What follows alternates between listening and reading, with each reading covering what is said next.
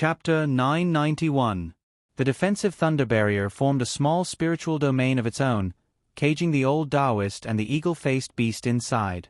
Abba had no intention of paying any attention to the old Taoist through the translucent defensive thunder barrier. After sending a strand of mystic energy inside, the defensive thunder barrier was filled with the violent power of lightning, and it directly struck the old Taoist and the eagle-faced beast with a series of crackling sounds. A hint of shock flashed through the old Taoist's vicious eyes. This spiritual weapon is so powerful, but where did it come from?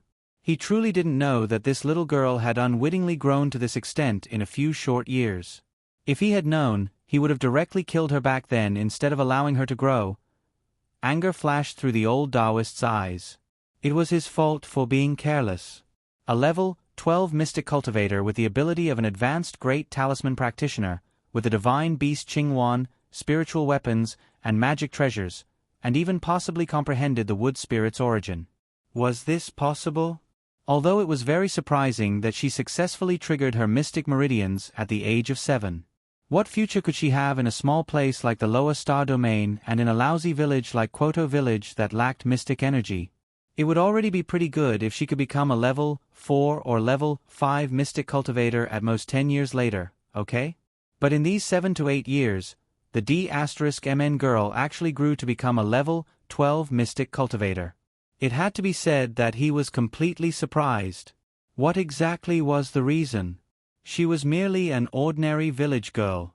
He wouldn't believe that she didn't have a great opportunity even if he was beaten to death. The old Taoist's face darkened.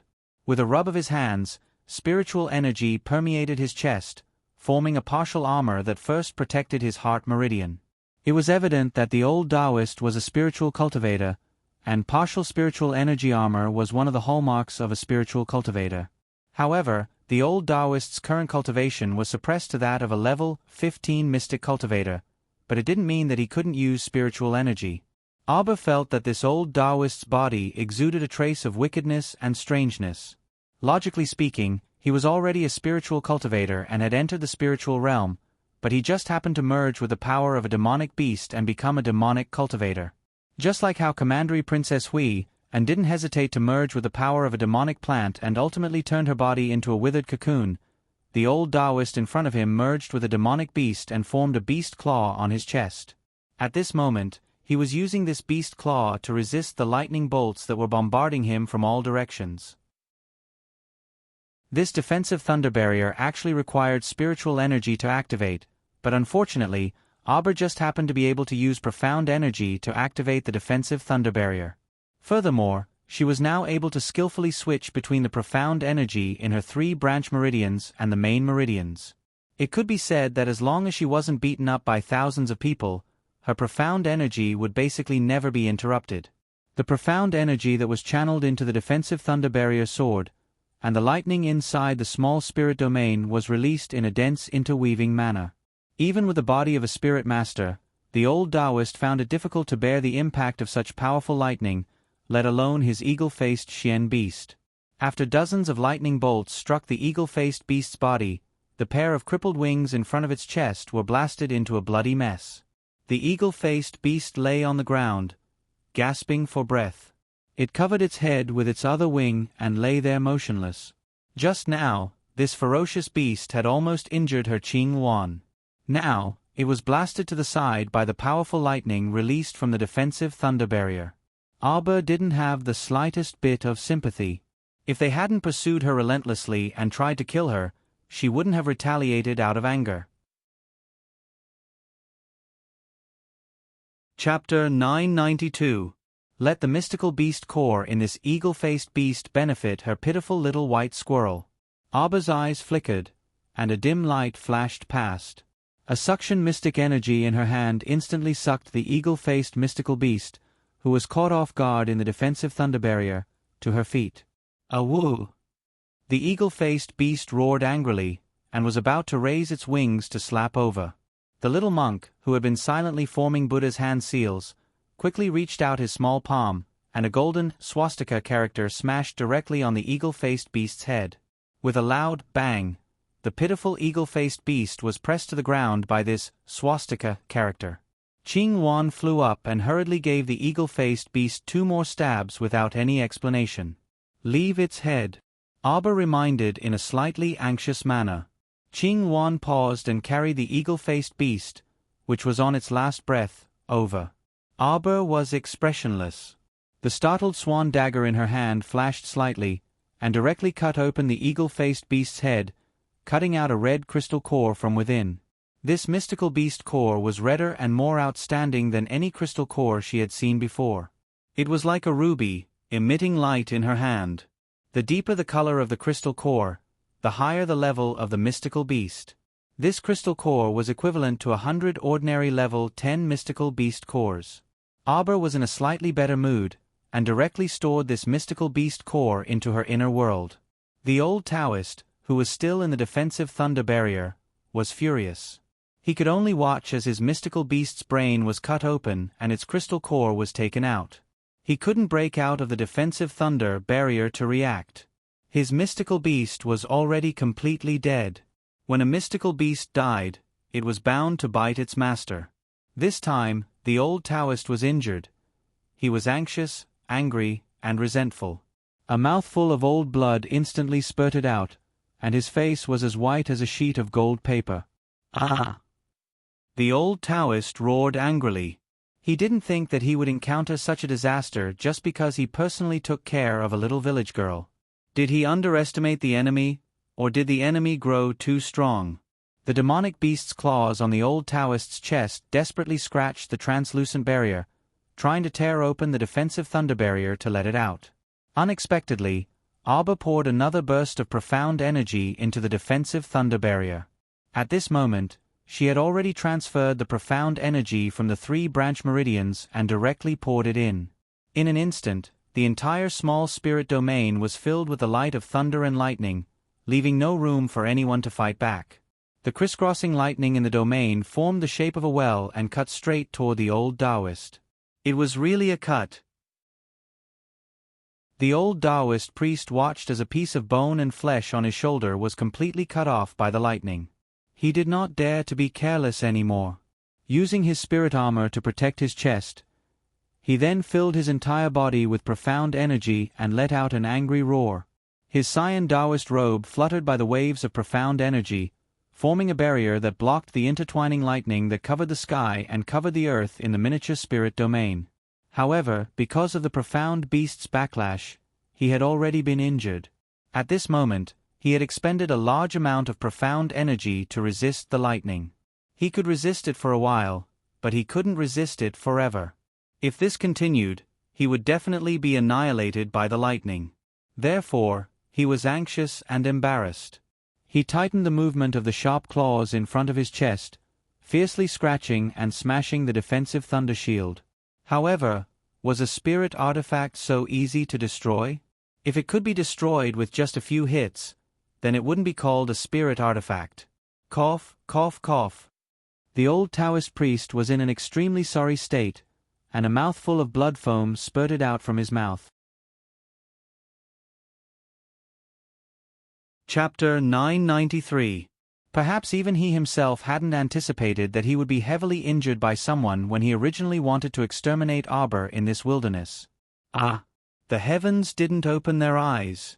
How could they treat him like this? Cough. The old Taoist spat out another mouthful of bloody foam, and his head turned black. He looked coldly at Arbor through the translucent defensive thunder barrier. Could it be that he had to use that secret technique today? Damn it! If he didn't handle it well, he would be obliterated by the heavenly Tao. Cough, cough, cough. The old Taoist flipped his left hand and took out a white jade bottle from his inner world. He poured out 2 or 3 pills and stuffed them into his mouth without even looking. Arbor's gaze abruptly landed on the white jade bottle in the old Taoist's hand. A sinister chill flitted across her originally tranquil little stoic face. When she looked at the old Taoist again, her placid eyes were suffused with an ice-cold ruthlessness from the depths of hell. At this time, the old Taoist had already been cut by the defensive thunder barrier to the point that there wasn't any flesh left unscathed. Apart from his chest, which was well protected, the rest of his limbs and body had been cut quite tragically by the lightning. His entire body was covered in wounds, his hair was disheveled, and his green Taoist robe was soaked red with blood. Arber's fingers moved, and the translucent defensive thunder barrier was instantly undone by her. She moved again, and a long green vine appeared between her fingers, which she flung toward the old Taoist with a swish. This time, the old Taoist reckoned that even if he didn't die, he would lose half his life. How would he dare to take it head-on? He directly rolled on the ground and dodged this vine whip attack. Arber's fingers moved slightly, and several dozen immobilization talismans directly split open in the air and stuck to the old Taoist. Now that the old Taoist was heavily injured, the immobilization talismans would definitely obstruct him if they landed on him. Even if they couldn't immobilize him, they could delay his movements for a moment. That would be enough. Priest Dayu destroyed several immobilization talismans in exasperation, only to feel his body uncontrollably pause twice. And just as he was flustered, 2 whips of vines were viciously whipped. His back was whipped by 2 vine whips at the same time, causing his entire body to tremble in pain. He grimaced in pain, and his eyebrows were knitted together. At this time, Arber stepped down step by step from the air, a vine whip in each hand. He swung it very flexibly, attacking with both hands at the same time. The old Taoist priest looked at the little girl in front of him. His brows were tightly knitted together, and his pupils constricted. The wood spirit energy on the vine whip was so dense that even he couldn't tell what level of wood spirit origin it was. It should not be lower than the 6th level of the wood spirit. Thinking of this, the old Taoist's forehead was covered in cold sweat. He couldn't hesitate any longer. He lowered his head in silence. A few seconds later, he raised his head again. His eyes were covered with a layer of green light, and his aura changed instantly. "Be careful. He has advanced," the small monk shouted. Arber secretly opened his spiritual eye and instantly saw that the profound energy in the thief's body was increasing rapidly. His entire profound veins instantly turned into red spirit veins, and then a wisp of fiery red spirit energy could be seen flowing happily inside. The basic red was naturally one of the 5 spirits, the fire spirit. As expected, a streak of fire swept out of the old Taoist priest's hand in the next instant, pouncing straight at the vine whip in Arber's hand. Once the green vines were touched by the fire, they suddenly burst into flames and burned fiercely. Arber snorted. At the same time that he threw the vine whip in his hand, he raised his hands slightly. Then, 7 to 8 green vines drilled out from all directions and shot towards the thief. Chapter 994. With a shout, the Taoist abruptly flung off his cumbersome, tattered green robe. His hands directly grabbed 2 balls of fire as he charged at Xiao Mu. Arber didn't even look at him. She raised her hands again and dozens of green vines wrapped around the old Taoist's hands and feet. A small stream of water appeared in Arber's hands and turned into a shimmering ice sword. She rushed forward and slashed the ice sword at the old Taoist. "He. Little ant, you dare to show off in front of this old man."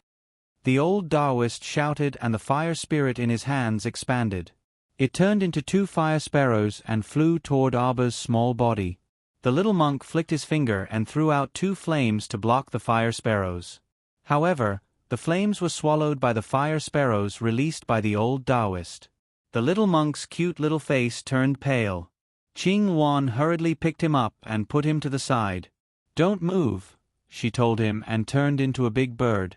She flapped her wings and flew toward her master. "Don't come over." Xiao Mu's eyelids twitched, and she had already leaped into the air. After a floating flash, her figure had already disappeared from her original spot. The fire sparrows pounced on empty air. They turned around aggressively and rushed toward the old Taoist. The old Taoist priest was shocked. He suddenly turned his head and a fist landed on his face with a bang.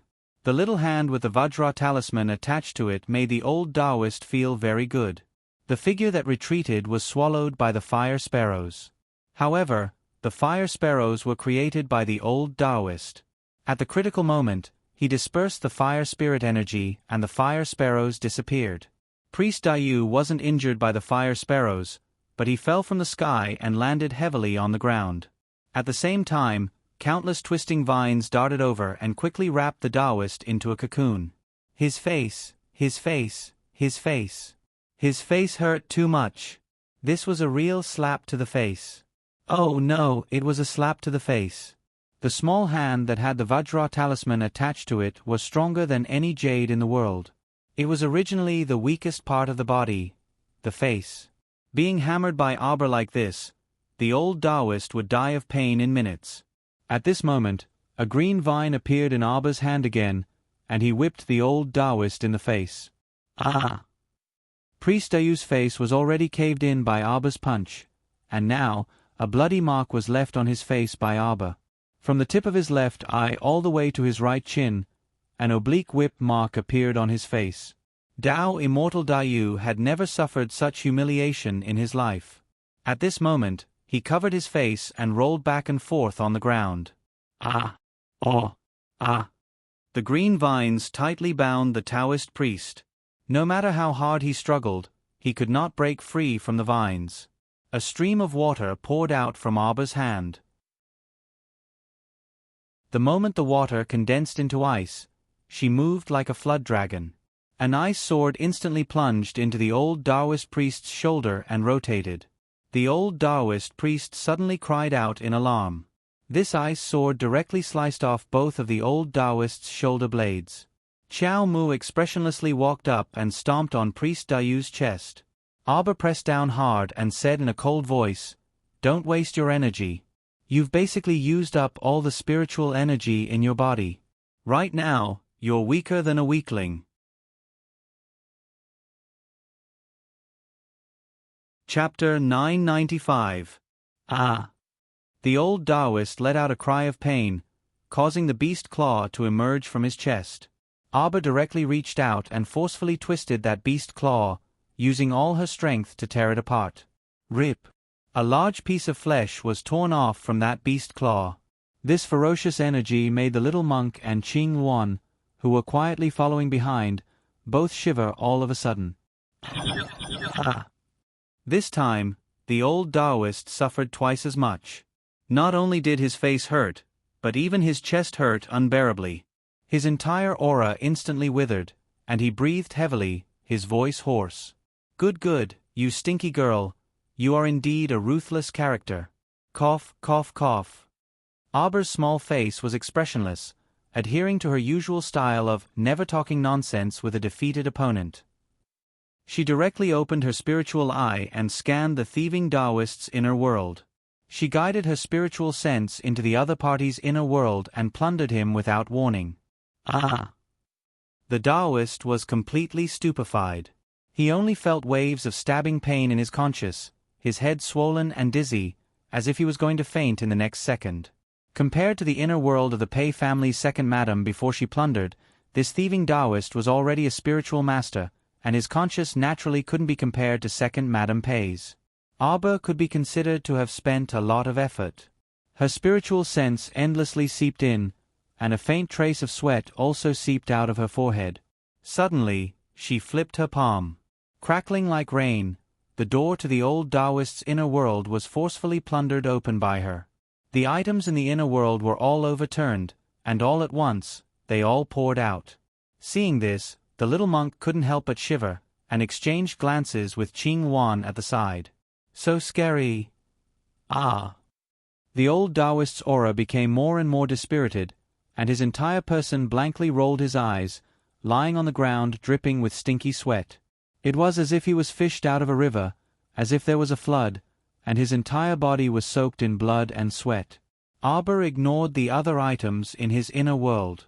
She didn't bother to look at those precious treasures or magnetite precious ores.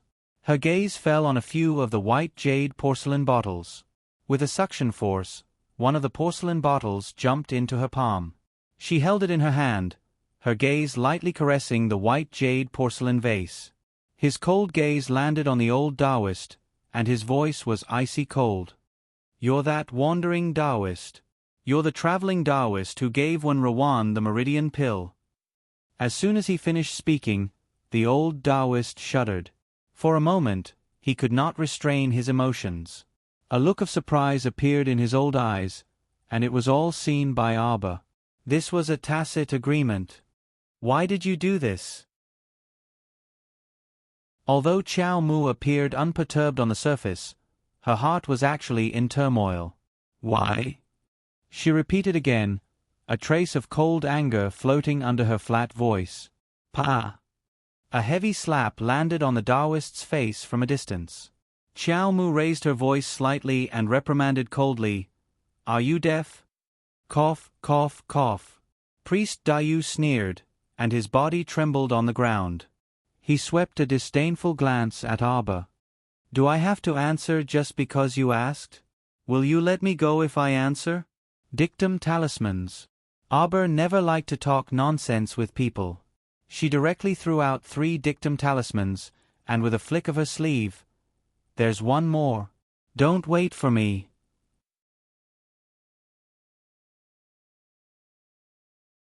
Chapter 996. The dictum talismans flew past like 3 streaks of light and landed on Taoist Dayu's body. A dictum talisman could make someone with a lower cultivation than her obediently speak the truth. Taoist Dayu's cultivation was above hers, but she had crippled him and nearly crushed his conscience. His current cultivation was already as miserable as a dog's, so the dictum talisman should be effective. However, seeing that his previous cultivation was already in the spiritual realm, she generously threw 3 dictum talismans at him. One of them should work, right? Nearly 3 minutes later, a faint light suddenly flashed between the old Taoist's brows. The talisman had taken effect. Arba sighed in relief, but the vines she pulled out didn't relax in the slightest. She had always been a cautious person. Even though she seemed to have the upper hand right now, she definitely wouldn't let her guard down. "Were you the one who gave the meridian pill to one Rawan?" "Yes," the old Taoist answered honestly with a slightly dazed gaze. "When did you give it to her?" "When?" 8 years ago. Why did you do that?" Arba tightly clenched her fists. Her heart was filled with rage. It was as if something was burning at the bottom of her heart, burning away all her intermittent thoughts. She seemed to have smelled a hint of a terrifying conspiracy. Could it be that when Rawan was instructed by someone to deliberately get close to father in both her previous and current lives? Why? Why did you do that? It was you. You deliberately had when Rawan approach our Qiao family? Arba's breathing became slightly hurried. That's right. However, this old man was also entrusted by someone. Arba's pupils contracted slightly.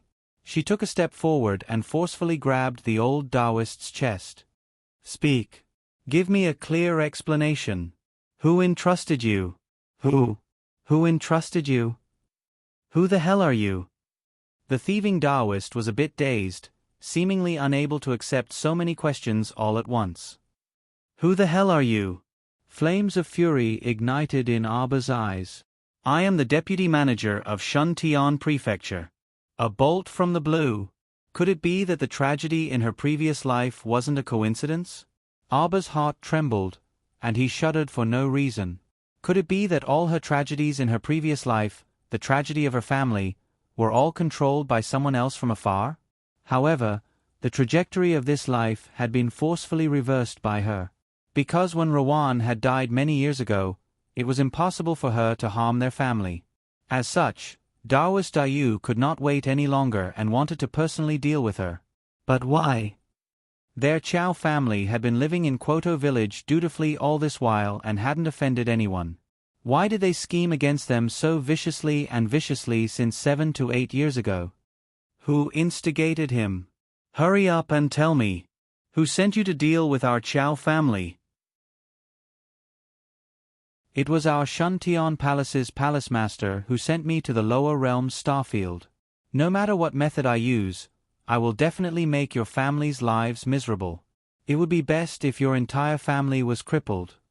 In other words, when she was 7 years old, Shuntian Manor had already been eyeing their family? I originally thought that you were just a little village girl in a village. When Rawan received benefits from me, so she naturally obeyed my orders. With her scheming methods, a casual move from her could make your family live in an abyss of suffering from then on, the Taoist answered honestly. However, I didn't expect. The situation was completely out of his control.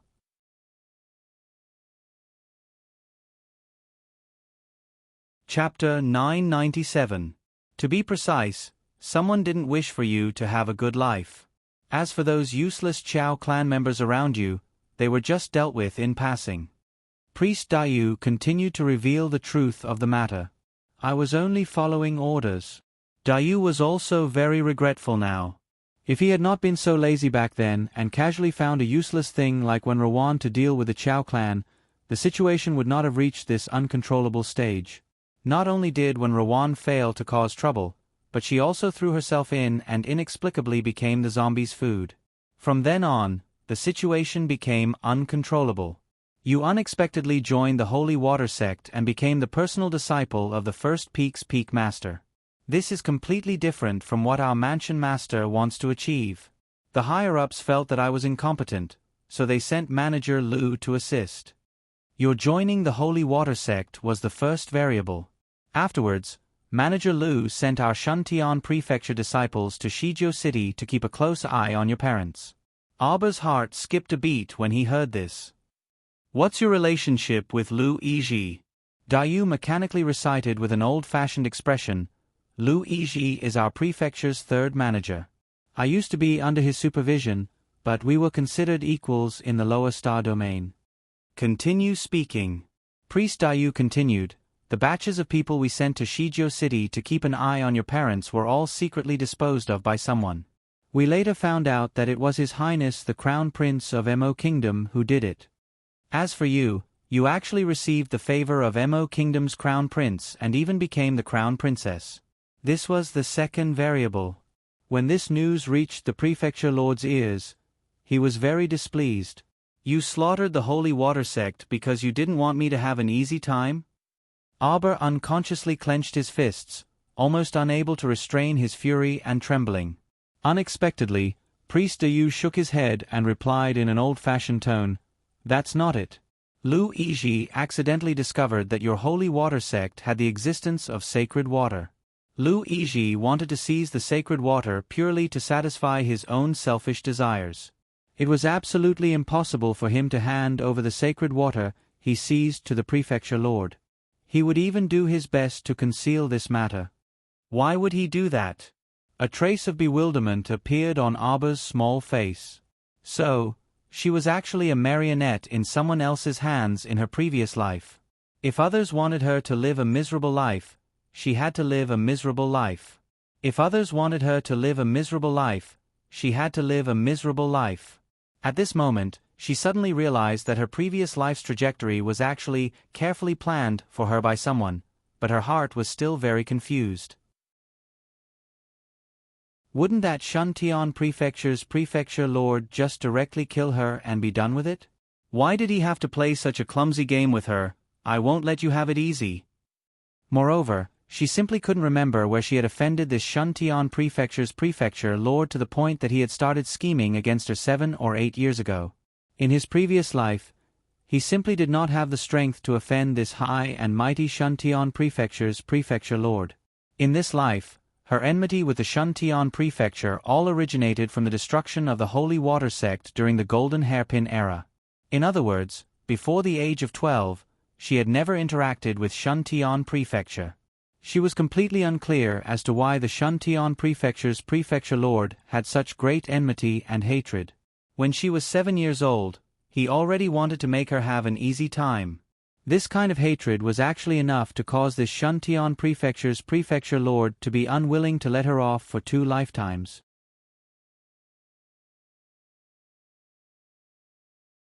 Chapter 998. Aba took a deep breath and asked coldly, Tell me clearly. Is it only your Shuntian Prefecture's Prefecture Lord who doesn't want to let me live well? At this moment, the old Taoist showed signs of struggle. This was a sign that he was about to wake up. Aba raised her finger and sent several dictum talismans flying onto him. However, it was too late. She didn't know if the old Taoist was experiencing terminal lucidity. In an instant, he woke up with a start. His blank expression abruptly turned sinister in the next second. Damned girl, what did you do to me? Priest Dayu only felt a tearing pain in his chest, making it impossible for him to take a deep breath. In addition, there wasn't a single piece of unharmed flesh on his body from the lightning, and his shoulder blade had been gouged out by that savage girl. The old Taoist knew very well that his current situation was very bad. With his current half-crippled body, he was absolutely no match for this savage brat. "You'd better tell me clearly. Otherwise, I'll make you beg for death. I'll make you regret coming to this world." Arbor raised her finger slightly, and a pill appeared in her fingers.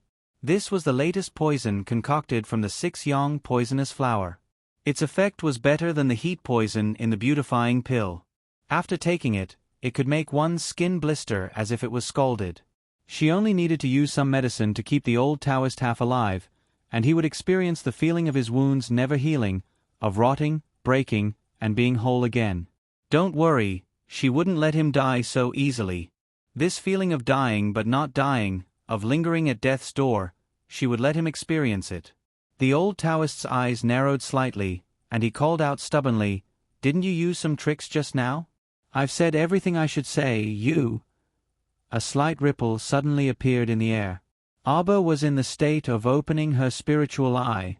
She could actually clearly see 17 or 18 transparent chains extending from the air. They uniformly swung around the old Taoist's limbs and body, tightly binding him. The old Taoist was probably stunned at this moment. He felt that his limbs couldn't move, and his entire body seemed to be bound by something. A flash of inspiration appeared in his mind. He immediately thought of something, and his expression changed in a flash. He looked at Xiao Mu in horror and harshly shouted at her, "Hurry, hurry! Help me! Help me! You're a great talisman master, so you must have some talisman that can undo the binding. Quick, hit me! Help me!" "Ah!" Arbor stared at him indifferently as if he was looking at an idiot. "Tell me clearly, who doesn't want me to live a good life? Is it really the Shuntian Prefecture's prefecture lord?" How could the old Taoist have the time to answer her question at this time? He screamed like a ghost as he struggled against the invisible chains. He looked at Xiao Mu in panic and pleaded, "Help, help me first. Heavenly Tao, ah!" He used a secret technique to forcefully break through the limits of the lower star field and rush into the realm of a level 3 spirit master. He had a sliver of hope that the heavenly Tao would not find trouble with him. After all, his cultivation had been suppressed to the initial level of the spirit realm, so it wasn't very eye-catching. He didn't use a secret technique to directly raise his cultivation to the advanced level of the spirit realm and enter the realm of Great Spirit Master. How could raising his cultivation so stealthily attract the attention of the heavenly Tao? Pain suppressed his entire body, and the majestic and heavy pressure of the heavenly Tao firmly enveloped his body. I'll tell you the truth, why save me, save me."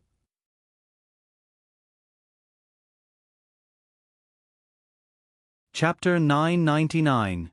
Arbor saw that he was pressed to the ground by an invisible force, and he was wretchedly crawling on the ground with his 4 limbs. She couldn't help but sneer. "Forget it. I don't think you have anything else to tell me.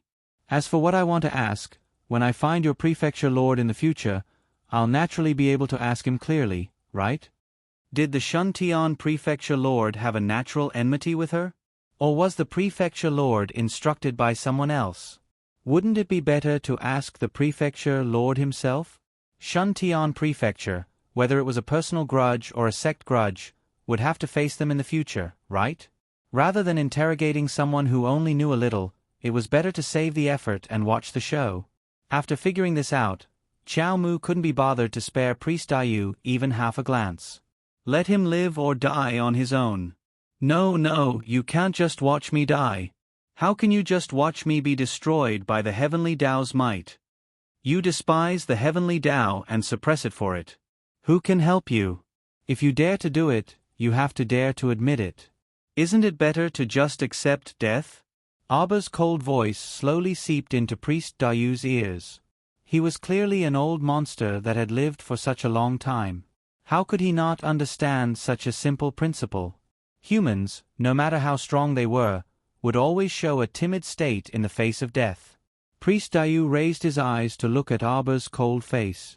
His entire body trembled, and he was paralyzed on the spot as if he had lost his parents. No one could defy the heavenly Tao's might. He was formless, colorless, and soundless. He wasn't in any of the 5 forms, and no one could even recognize him with the naked eye. However, he was such a terrifying existence. At this moment, he was using a formless and enormous power to crush Priest Dayu into a pile of minced meat bit by bit. Noiselessly, it was also extremely fast. Under the tyrannical restriction of the heavenly Tao, Priest Dayu's entire person suddenly disappeared. From his body to his soul, he suddenly disappeared from the world. This was the heavenly Tao's might. It could destroy you in a matter of minutes without leaving a single bone behind. Arba shook his head, speechless. Priest Dayu was probably the kind of person who wouldn't seek death if he didn't seek it. If it wasn't for him pursuing her relentlessly earlier, she wouldn't have turned around to counterattack, and she wouldn't have forced him to utilize a secret technique to advance his cultivation and infuriate the Heaven Tao.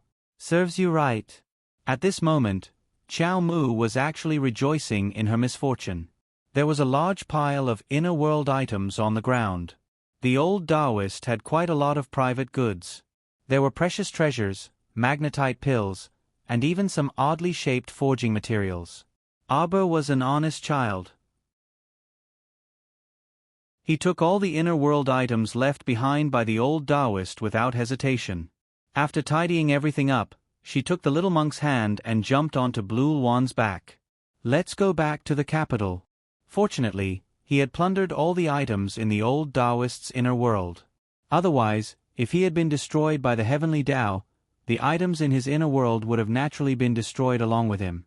Arba sat on Blue Luan and rushed towards the Mo Kingdom capital. Before he could fly out of the Hulun mountain range, he saw a blazing light from afar, enveloped by an ancient golden dragon, flying toward him at high speed. Presumably, the Crown Prince couldn't restrain himself after seeing that the 3-day agreement had passed and ran over to find her. Arba urged Blue Luan to fly over quickly. When green and red converged in the sky, Arba suddenly jumped up and pounced straight at Emolien on the dragon's back.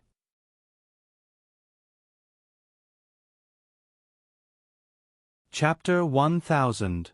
Emolien reached out and firmly caught her small body that was pouncing over, his figure as immovable as a mountain. The man's light breath drifted over her face. Without waiting for her to speak, he lowered his head and bit her little mouth. Their lips and teeth rubbed against each other as he aggressively pressed down on her repeatedly. It was like he was rushing to be bitten. Arba was dumbfounded. She instinctively reached out to press against his chest and tilted her little head back slightly. Emolien didn't let go of her waist. Instead, he leaned forward with the momentum, practically crushing this little one's waist. This action was actually quite difficult. Moreover, the two of them were in the air and could only hear the whistling of the wind. They didn't even have a protective shield. However, Emolien's figure was still standing steadily, not affected in the slightest. Arba protested in a muffled voice. She used all her strength to finally separate from him and sealed his lips with her little hand. Emolien, listen to me. I'm listening. Emolien pulled down her little hand and looked at her deeply. Arba was suddenly speechless. What do you think? Cough cough. Strange. After being interrupted by him just now, she didn't even know what she wanted to say to him. Why aren't you saying anything? Prince Emo reached out and caressed her little face. He looked so gentle, but Arba inexplicably felt that the person in front of her was unhappy. Why was he unhappy? She had already said goodbye before leaving. All right, I left you a letter. Did you see it? Arba suddenly reached out and hugged his waist. She buried her face in his chest and rubbed against him. This trip back to Hulun Mountain was actually to find Teacher's mystic realm of inheritance. This trip was quite successful. You've been quite busy these few days, so I thought that I could make a trip alone. Those few words count as a letter for me? Emolien raised his eyebrows and looked at her with a half-smile. Arba rubbed his nose awkwardly. She had only written a letter to explain the situation. Besides, she didn't know how to write a long letter. Emolienne held her chin and said, "Jojo, you're really good at running away. If I didn't pay attention, I would have let you escape." Arbor blinked. "I didn't run. Leaving those 2 or 3 words for me counts as a warning in advance." Emolienne looked at her with a grin. The latter shrunk his head and subconsciously leaned back. The man in front of him looked dangerous. "That's not just 2 or 3 words. That letter was clearly around 20 words in total, right?" Xiao Mu muttered softly. Emolienne remained silent. She lowered her head and looked at her. "Let's go back to the Eastern Palace." When night fell, Qiao Zhongbang and his wife received a message from the Crown Prince. The Crown Princess had been found and would be staying the night in the Eastern Palace. At this moment, the little fellow was sitting in his arms. She grimaced as she held a brush and stared at the dozens of pieces of white paper spread out in front of her. Crown Prince Amo personally grasped her small hand that was holding the brush, teaching her stroke by stroke how to write the so-called leave a letter. First of all, she had to change the way she addressed him. She had to call him husband, or dearest husband, or Lien. She couldn't call him by his full name. Xiao Mu felt so bitter. This Crown Prince, didn't he have a lot of work to do? Why did he have the leisure to hold her and teach her a letter for half a day? "Can you write now?" The Crown Prince tilted his head and looked at the little one in his arms with a smile.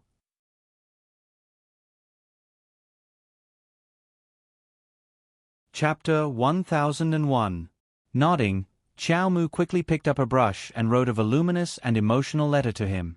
Crown Prince Amo carefully perused it for several minutes before folding the letter in satisfaction and putting it away close to his body. He lowered his head and smiled at her.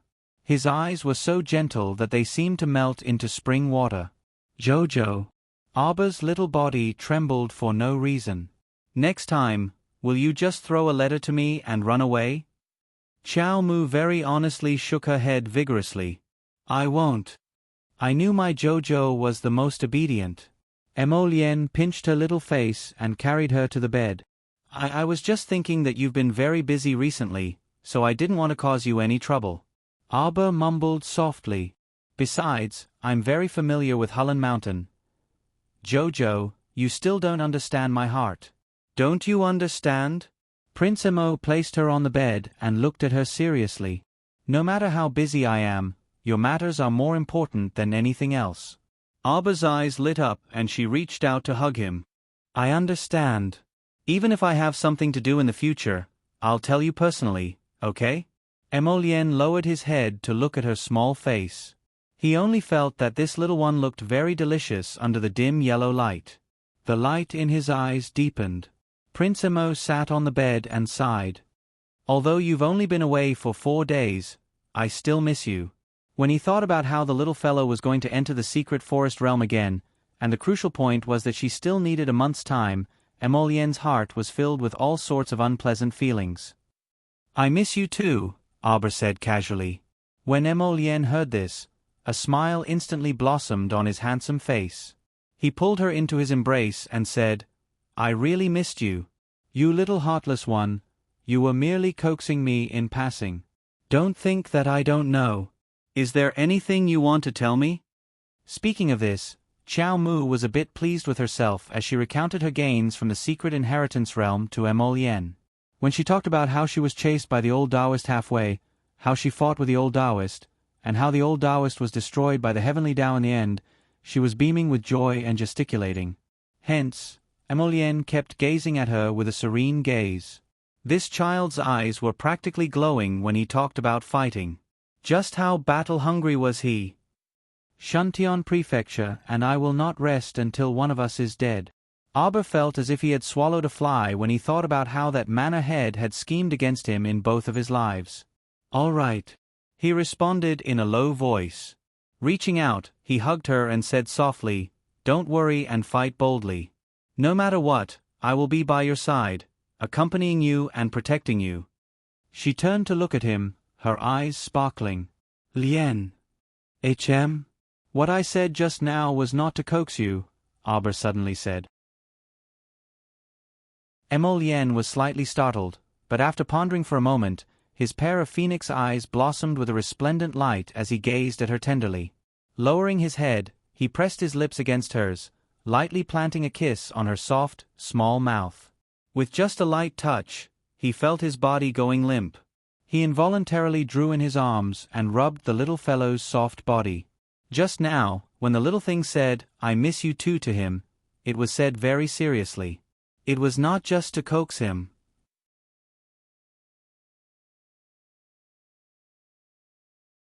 Chapter 1002. In a remote corner of Chonghua Palace. Screams continuously rang out from a side room. Fortunately, this place was extremely remote. Usually, even birds would be too lazy to fly by here, so no matter how much Zhang Ru screamed, no one would come to pay attention to her. Mammy Su worriedly looked at Zhang Ru, who was rolling back and forth on the ground in unbearable pain. She wiped the tears from the corners of her eyes, her heart unable to bear it. "Mama, Mama, what's going on?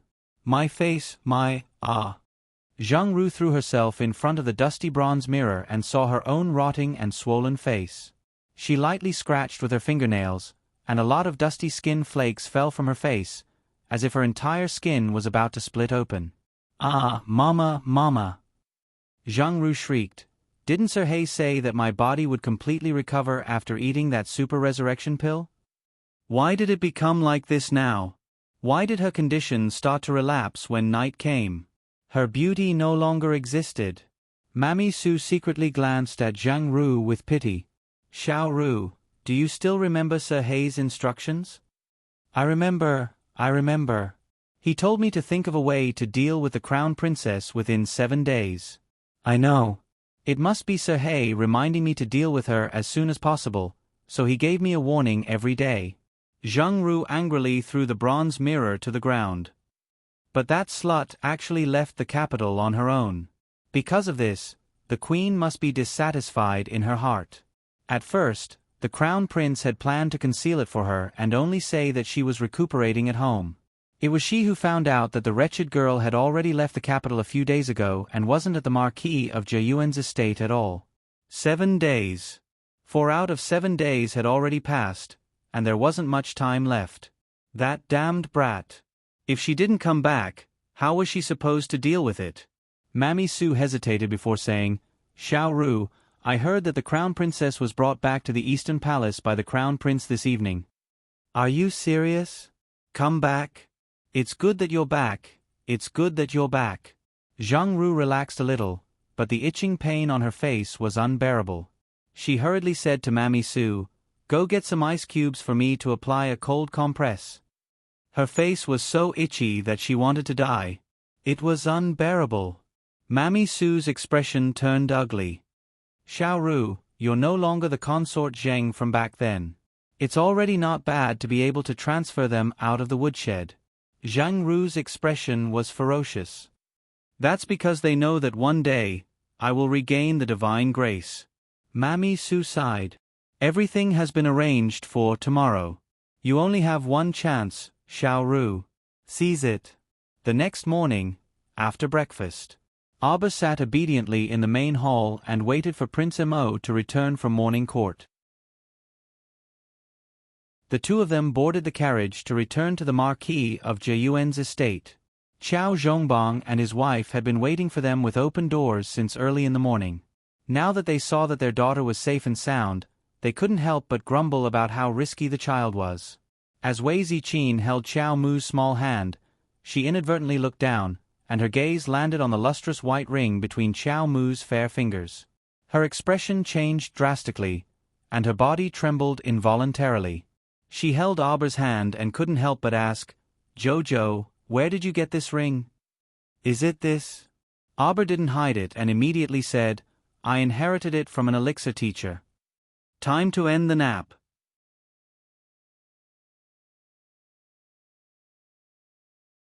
Chapter 1003. Teacher. Wei Ziqin stared blankly at her daughter, then excitedly held her little hand and asked, "Jojo, what do you mean? You've inherited the alchemy skills of that master?" Wei Ziqin's eyes lit up almost instantly as she looked at her daughter. Her expression was indescribably happy. Before Abba could step through the door, her mother stopped her at the door and questioned her repeatedly. Mother, what's wrong? Every time she mentioned alchemy, her mother would get excited for no reason. Just like last time, when her mother accidentally found out that she was an alchemy master, her mother actually solemnly ran to tell her father about it. The couple really did open the ancestral hall to pay respects to their ancestors. It was too exaggerated. Wasn't it just becoming an alchemy master? Did her mother have to bring up something like an ancestor's spirit or something like that? On the side, Xiao Zhongbong shook his head in amusement. Let Xiaomo and our daughter come in first. Okay. Wei Ziqin held Abba's hand and stepped over the threshold together. Emo Lien and Father Qiao found a place to sit down and chatted for a while. Wei Ziqin continued to nag her daughter. When she found out that her daughter had gone to that alchemy master's mystic realm of inheritance, Wei Ziqin's eyes flashed and she asked anxiously, That alchemy master, you saw him with your own eyes? Abba felt that her mother was acting a little strange and couldn't help but ask curiously, Mother, do you know him? Wei Ziqin suddenly felt that her expression was a little exaggerated and hurriedly covered it up with a smile. She waved her hand and said, Silly child, I'm just an ordinary village woman. How could I know the alchemy master you're talking about? As she spoke, Wei Ziqin's gaze fell on her face, a faint smile on her face. Xiao Mu pouted her small mouth. Mom, you look so happy that I thought you found an old friend. Wei Ziqin smiled but didn't reply. Yet Xiao Mu continued to murmur to herself, Teacher passed away all alone in her secret inheritance realm. I'll have to bury her properly later. Wei Ziqin's eyes suddenly became watery. She quietly turned around and wiped her eyes with a handkerchief in her hand. Mom, what's wrong? Abba leaned over to look at her. Mom, why are you crying? Where is Mother crying? Wei Ziqin forced out a smile and tugged at her daughter's small hand. Mother only feels that you and that alchemy grandmaster are extremely fated. I'm afraid that this is fate predestined by the heavens. Wei Ziqin's voice was slightly choked, and a wave of tears welled up in her eyes. She held it back and said, Mother just feels very happy. Mother. Abba couldn't help but laugh. He reached out to hold her arm and said, Why does Mother cry when she's happy and sad? Stinky girl, you're even making fun of your mother. Wei Ziqin poked his daughter's head and then said seriously, Your master's burial is a big deal. Why don't you have your father help you with it? This is your master, so she has to be buried in a dignified manner. Abba pursed his lips. Mother, I want to bury teacher beside the sect. It was on the slope of the peach blossom garden that her teacher was laid to rest. Wei Ziqin's eyes reddened slightly, and she wrapped her arms around her daughter's shoulders and said softly, That's good too. If your master knew in the afterlife, she would also feel gratified. To be buried next to the holy water sect's deceased masters. Abba nodded and met Wei Ziqin's eyes with a smile.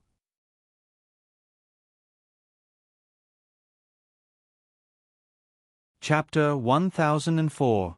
On the other side, when the father-in-law and son-in-law saw that the two women, one big and one small, were actually getting sentimental as they spoke, they promptly changed the topic. Qiao Qiao, you'll be preparing to depart for the Mystic Beast Forest secret realm in 4 days. You have to make ample preparations. It'll take 2 months for a round trip to that place. Abba turned to glance at her father and nodded. In reality, there wasn't much to prepare. Abba only wanted to draw more talismans before setting off in case of emergency. The 4 people were chatting idly when He Zi hurried in. He hastily saluted everyone and then said to Qiao Zhongbong, husband. Sun Yong just came to report that. He Zi stole a glance at Wei Ziqin and Abba before bracing himself and saying, She said that old madam is about to die and wants to see husband and madam before she passes away. Qiao Zhongbong abruptly stood up and then heaved a long sigh. Wei Ziqin then stood up and said, Husband, then let's make a trip over. Regardless of how old madam acted, as her son and daughter-in-law, going over to see her before she passed away could be considered fulfilling their filial duty. Auber actually knew that her father had previously gone to beg the crown prince for his grace, allowing old Madam to remain in the Mo kingdom capital. The rest of the Chao clan, as well as Su Jiao's family of 3, had all been exiled to the northwestern desert. There was probably no possibility of them returning in this lifetime. Auber also knew that her father had settled old Madam in a small residence on Hualing Street, but she didn't say anything. Because her father wanted to fulfill his filial duty for his mother, this was a matter of course. As a daughter, what could she say? Her father had been this simple, honest, and even somewhat stupidly filial person in both lifetimes. Perhaps this was precisely what Madame Nei Wei admired about him. Auber already didn't want to comment on whether old Madam was good or bad. Auber also didn't want to meddle in her affairs anymore. After sending his parents out, Auber had nothing to do. When he turned around, Emolienne grabbed his little hand. Not happy. Emolienne's eyes moved, and he reached out and gently pinched her little face. You don't have any expression. When have you ever seen me with an extra expression? Auber didn't want to pay any attention to him. He put his little paws behind his back and walked towards his Nanju garden. Yeah, Jojo smiles when he's happy. When she's unhappy, she'll pull a long face. Auber. Humph. Emolienne chuckled. She held her little hand and walked with her on the path covered with soft leaves. I remember when you were young, you weren't cute at all. Not only is he expressionless all the time, he also doesn't say anything and makes me guess. It's a good thing this prince is smart. With just one look from you, I immediately understood. I understood it so well. Auber turned her little head to glare at him. Then she said unhappily, I went to see old Madam. She quietly went to see her without alerting anyone. At that time, she knew that old Madam wouldn't live for long. She was just a normal person. Following third uncle's family, she didn't eat or sleep well for a long time. Her body's organs had deteriorated beyond recognition in a short period of time. Even after her father brought her to the residence on Hualing Street, no matter how much she nourished her body or how much she called a doctor, it was useless. Unless she was given a life-continuing pill, which could extend her life for at least 3 years. The life-continuing pill that her teacher made was a top-grade black-veined pill.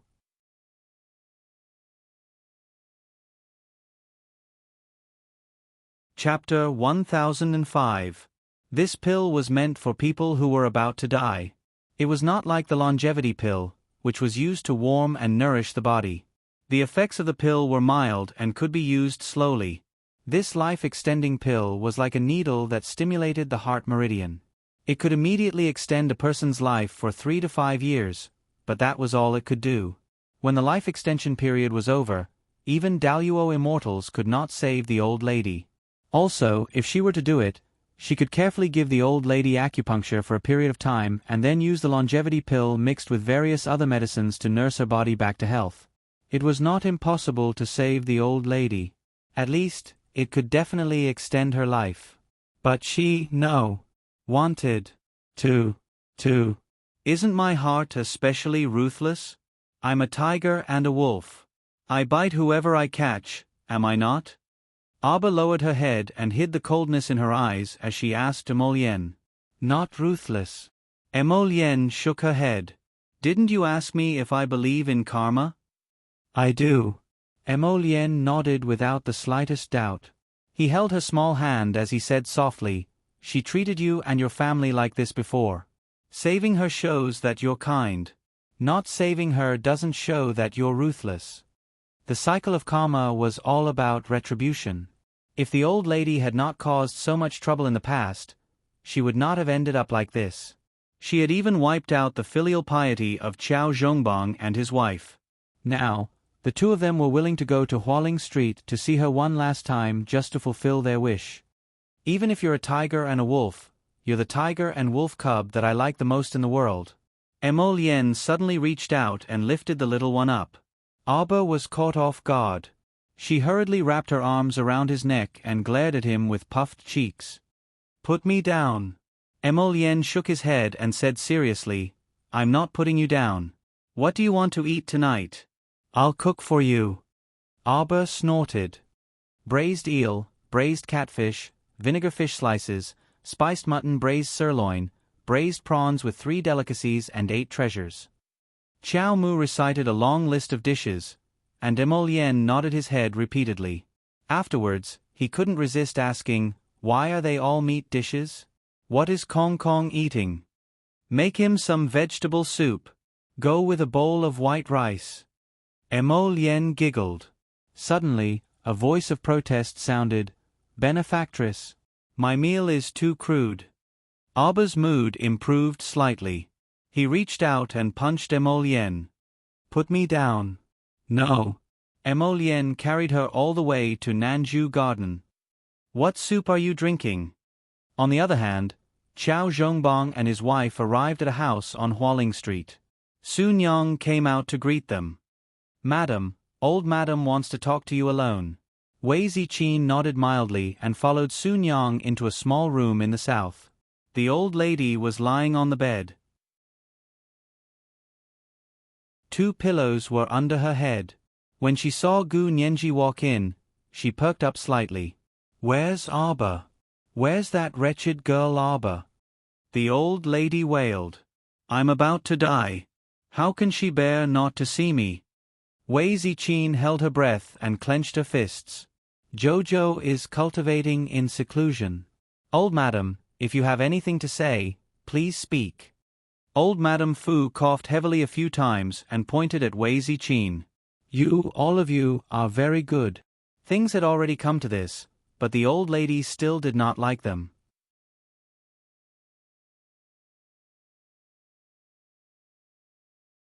Chapter 1006. Since that was the case, why did she say that she wanted to talk with her face to face? Wei Ziqin wanted to throw a tantrum and leave on the spot. However, considering the elderly lady's health, she probably wouldn't be able to say much more, so she forcefully swallowed her anger. She stepped forward and bowed to the old madam before saying indifferently, Old madam, just say what you want to say. This daughter-in-law still has many things to do at home.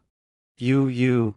The elderly lady pointed at Wei Ziqin and said with a furious expression, Do you really think I don't know?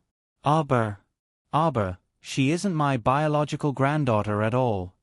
Wei Ziqin abruptly raised her head and stared wide-eyed at the thin, elderly lady on the bed.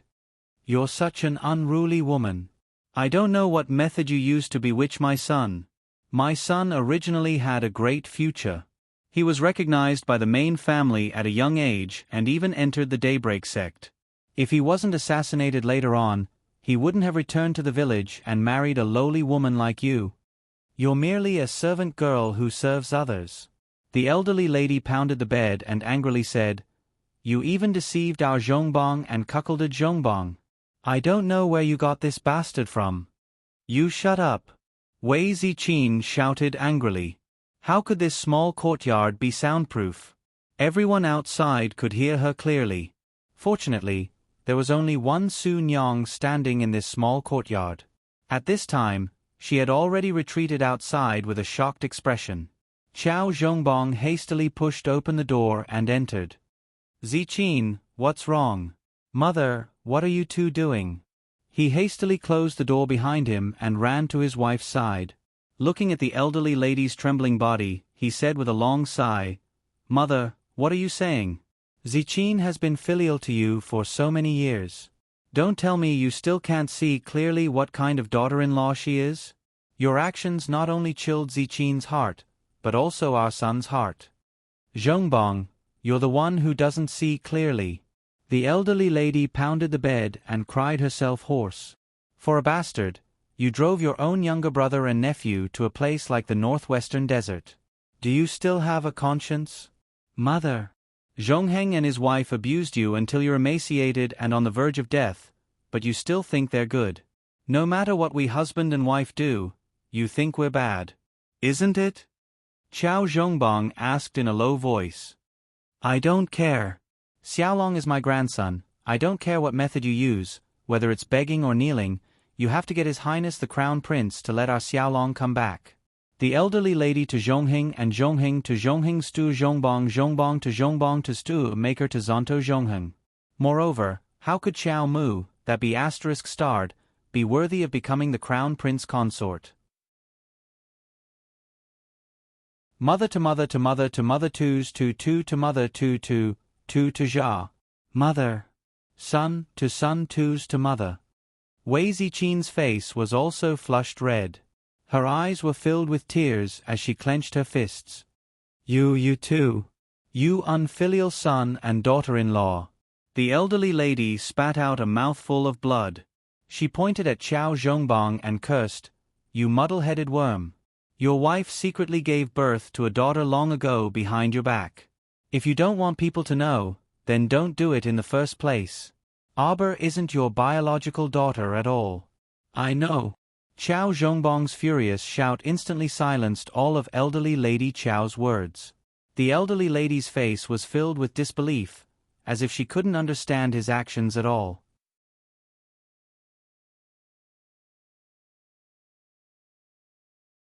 Chapter 1007. Qiao Zhongbang clearly knew that this daughter wasn't his biological daughter, yet he still feigned ignorance? Was he an idiot? Had he been raising someone else's daughter all this time during such a difficult time? Ziqin was entrusted with an orphan's care. "She told me this clearly before she married me in town," Qiao Zhongbang said with a sullen expression. "Your son doesn't know when you found out, mother. Could it be because of this that you've always been hostile to them?" Madame Qiao sighed in anger and collapsed on the bed. However, she seemed to feel much better after spitting out the congested blood in her chest. However, Qiao Zhongbang and his wife could clearly see the glimmer of light in Madame Qiao's eyes. "Mother, you've really misunderstood Ziqin. She definitely didn't do anything out of line. She's a good woman. In your son's eyes, she's the best woman in the world." Wei Ziqin looked back at her husband with tears in her eyes. "It's only in recent years that our lives have quietly improved. Before that, during the most difficult, tiring, and darkest days, your son was always accompanied by Ziqin. Mother, it's because I rejected the marriage you arranged for your son and brought Ziqin and her mother back to the village. All these years, you've always felt uncomfortable in your heart, haven't you?" Qiao Zhongbang looked at Madame Qiao as he spoke. "Unfilial son." Madame Qiao collapsed on the bed angrily, but she hammered the bed with her arms. Fine. This old one was meddling in other people's business. If you like to raise someone else's daughter, then so be it. But, Xiaolong, you must bring her back. You raised Arbor for so many years for nothing, and all you did was ask her to do a trifling matter. "It's nothing." Wei Ziqin sneered. "Madam, don't worry. Qiao Zhongheng's family of 3. Don't even think about coming back in this lifetime." A cold light shot out of Wei Ziqin's eyes as she coldly shouted, "Your grandson, Xiaolong, is destined to die in the northwest desert. His body will be buried in the wilderness, dried up and shattered by the wind, and not even his bones will remain." After saying that, he turned around and left, not looking at the old lady again. "Ah!" The old madam pounded the bed angrily. Her eyes rolled and her lips trembled as she shouted, "Wei Ziqin, come back here. Wei Ziqin. I want to see Arbor. I want to tell her. She's not a member of the Qiao family. What right does she have to send my grandson to the northwest desert? She was just an adopted daughter. What right did she have to let the Qiao family's direct descendant wander outside? How could a little B***starred like her be so capable?" "Ah!" Qiao Zhongbang's eyes were red. He clenched his fists and roared, "Shut up! Can you stop messing around? Arbor is my daughter. Don't call him a little bastard. You unfilial son, you unfilial son." The old madam couldn't catch her breath. She opened her mouth and let out a shrill cry. Her old eyes stared fixedly at the curtains on the bed. Gradually, her voice quieted down, and her breathing also stopped. Qiao Zhongbang walked out of the door dejectedly. Suddenly, he seemed to have lost all his strength. He hugged his wife and the two of them burst into tears. "Ziqin, your husband has really failed as a person in this life. I didn't expect that my mother would still criticize me and call me an unfilial son on her deathbed. Husband. Wei Ziqin shook her head and placed it in his embrace. She cried as she said, "It's okay, it's okay. It'll all pass. It's okay." Qiao Zhongbong glanced at the side room with disappointment. He softly said to the servants outside the courtyard, "Start the funeral."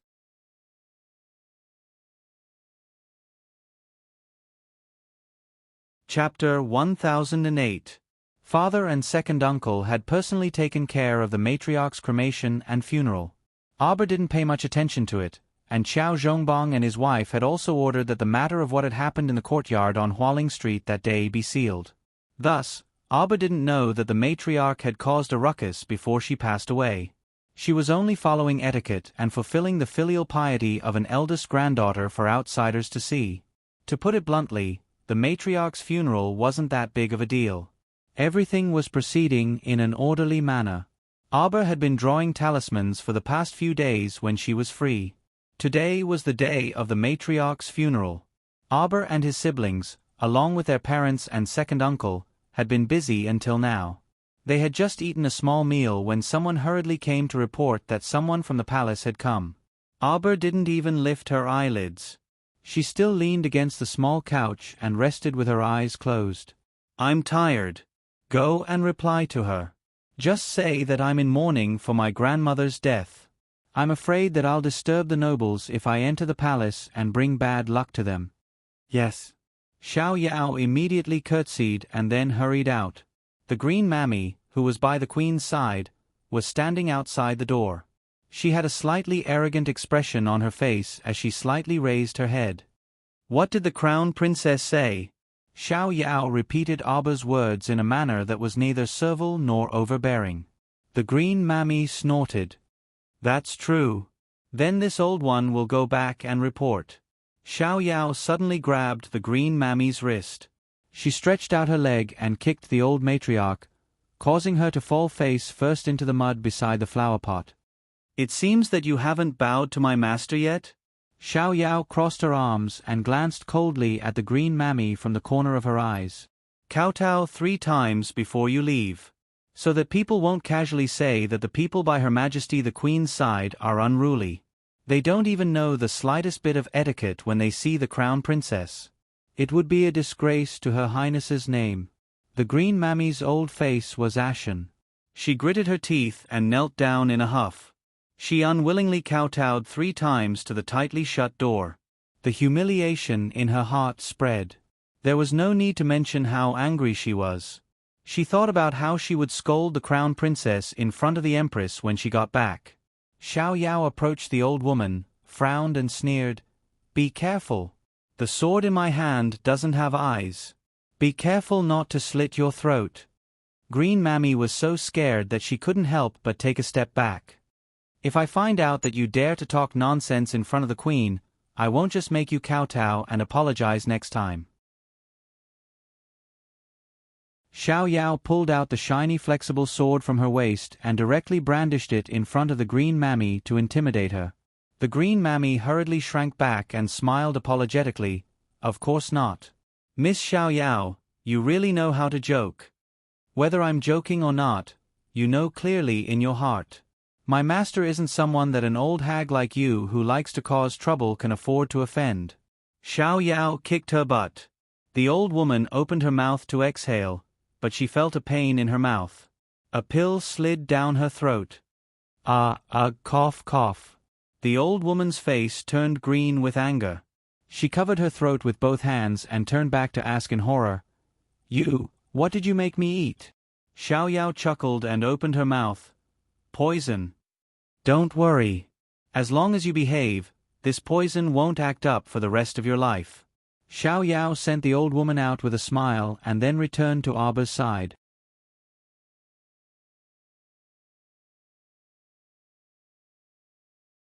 Chapter 1009. You've sent her away? Arbor didn't even raise his head as he flipped through a page of the book. Amen. She's gone. Xiao Yao giggled. This old woman was scared out of her wits by the poison that Miss bestowed upon her. I'm afraid that she won't dare to say anything when she returns this time.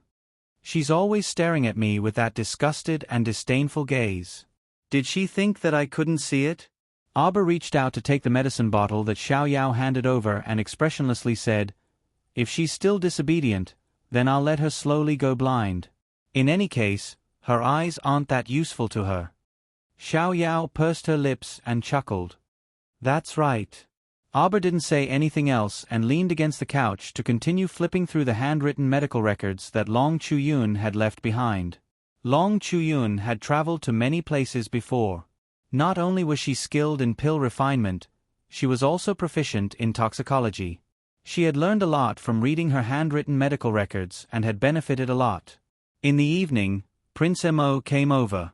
The moment he walked into Arbor's Nanju Garden's small courtyard, he huffed angrily as he lifted his robes and sat down beside her couch. "Lord Father is simply too much. To be able to make you this angry, it must be your old man who's muddle-headed again." Arbor put down a handwritten poison manual and glanced at Prince Mo before handing him a small teacup. "Speak." Prince Mo took it, his eyes full of anger. That muddle-headed old man. He was casually fooled by someone and his heart softened again. Arbor straightened up and looked at him curiously. Could it be Yung He? She was released from the cold palace again? The Great King definitely loved Yung He. With how much the Great King had doted on Yung He over the years, if the Crown Prince told her that the Great King had released Yung He again, she wouldn't be too surprised. "Not really." Emolien held Arbor's little hand and squeezed it gently, "but it's not far off." It turned out that for some unknown reason, the Great King had coincidentally passed by the back door of Chonghua Palace and happened to see Yung He dressed in plain white sitting under a withered old tree. She held a brush and was scribbling something with a pious expression. It was said that the Great King was mesmerized by the scene. Yung He was mesmerized by it. She wanted to show off her filial piety. Yung He's gentle and beautiful white figure entered the Great King's heart again. The Great King quietly got out of the carriage and went over to take a peek. It turned out that Yung He was using her heart's blood to copy a copy of the Ksitigarbha Sutra, secretly praying for the country, the Empress Dowager, and the Great King. The Great King quietly asked Mammy Su about it. It turned out that Yung He had been copying sutras and praying for blessings under the tree day and night for 3 full days and nights. She was so devoted that she even forgot to eat or sleep. Mammy Su even wiped her tears and told the Great King that Yung He had already recognized her past mistakes. In the future, she would definitely turn over a new leaf and do things properly. The Great King was deeply moved. He glanced at the stack of hand-copied sutras beside Yung He's hand. He also saw that her clothes were thin and she only had a simple hairpin inserted into her hair. She looked extremely gentle and lovely. His heart couldn't help but be moved. Arbor listened to the Crown Prince's story as if he was listening to a story. He couldn't help but curiously widen his large eyes and ask, "And then the Great King brought Yung He out?"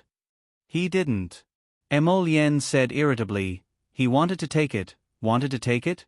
That would depend on whether he had the face to do so. He's going to go get her now." He personally ordered that person to be thrown into the cold palace. How long had it been and he wanted to bring her out? Wasn't that a slap in the face? Did he still want his old face? Ha ha. Those who were fooled by the title raised their claws. "I'm kidding, there's still 6 chapters today. I'll post it later. Happy holidays, ha ha ha. Oh, __. Oh.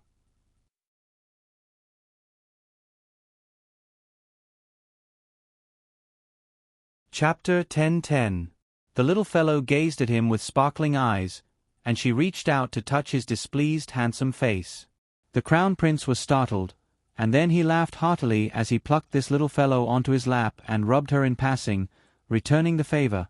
Xiao Yao happened to be stepping into the room at this moment, and she couldn't help but purse her lips in amusement when she saw this scene. She immediately tactfully turned around and retreated out the door. "All right, there's no need to stand here. Go do your own things." Xiao Yao waved her hand at the rows of junior royal maids standing outside the door, and everyone naturally dispersed. Emolien hugged the little person in her arms and reached out to peel pine nuts for her to feed. Has there been any movement from that Xiang Yuan in your court recently? Someone came to find her the night before and gave her a small brocade box containing pills. Arba propped up his small chin with one hand as he ate intermittently. I took a look. It should be a slow-acting poison pill. But Xiang Yuan buried this wooden box under the roots of a tree in her backyard. Emolian snorted. She has a bit of a brain. She definitely knew that you would definitely send someone to keep an eye on her. Her doing this is nothing more than pledging allegiance to you. Do you believe that? Arba shook his head slightly. Previously, she also said that Omega Kotoku sent a group of people especially to kidnap you on the day of the competition. It caused him to nervously make defensive arrangements early on that day. The people from Omega Kotoku didn't come, but that wretched Mu Chanxian came, and it almost disgusted him to death. During this period of time, the Crown Prince hadn't been idle and had been suppressing all of the Mu family's businesses in the capital with all his might. Since they made him suffer, then he had to make the Mu family suffer as well. Sigh. Arba sighed. Forget it, I won't think about it. In any case, it can't cause any big waves. But I think Omega Kotoku must have his reasons for putting a pawn by your side. Emolian stuffed a few pine nuts into her mouth. Why don't we just kick him out? I'm just curious about what she's up to. Arba punched his little fist. First of all, she's just an ordinary person. You definitely won't be on guard against her. Secondly, she escaped from the Qin estate in the middle of the night and sold you a piece of information. Or was it the poison that he received as a gift from the Qin estate's guards, but was unwilling to use it on you? All these things are conveying the same message to you, to show you their loyalty. It's good that you're curious. Omega Kotoku knows that you're curious and wants you to keep her in the mansion. Prince Emo raised his eyebrows and narrowed his eyes. No matter how she treated you in the past, she's still the same person. I think she's dangerous. If you don't do anything, I'll take care of her for you. If he did make a move, his methods wouldn't be so gentle. Arba helplessly glanced at him. All right, then let Xiang Yuan leave. Arba immediately called Xiao Yao over and had Xiao Yao give her some money and food before asking her to leave the Chao estate. Then he turned his little head to look at the Crown Prince. Satisfied? Prince Emo chuckled and nodded. The two chatted for a while. 10 minutes after the lanterns were lit, Manager Gong brought someone over to deliver the Great King's verbal order. When he saw that the Crown Prince was also present, Gong Chong and instantly felt cold sweat drip down his forehead. Under the Crown Prince's cold gaze, Gong Chong and fearfully announced His Majesty's verbal order. The Crown Princess was ordered to wake up at 3 in the morning tomorrow and personally lead a group of womenfolk to the Nimpan Tower of the Hong Hai Temple to pray for the country and its people.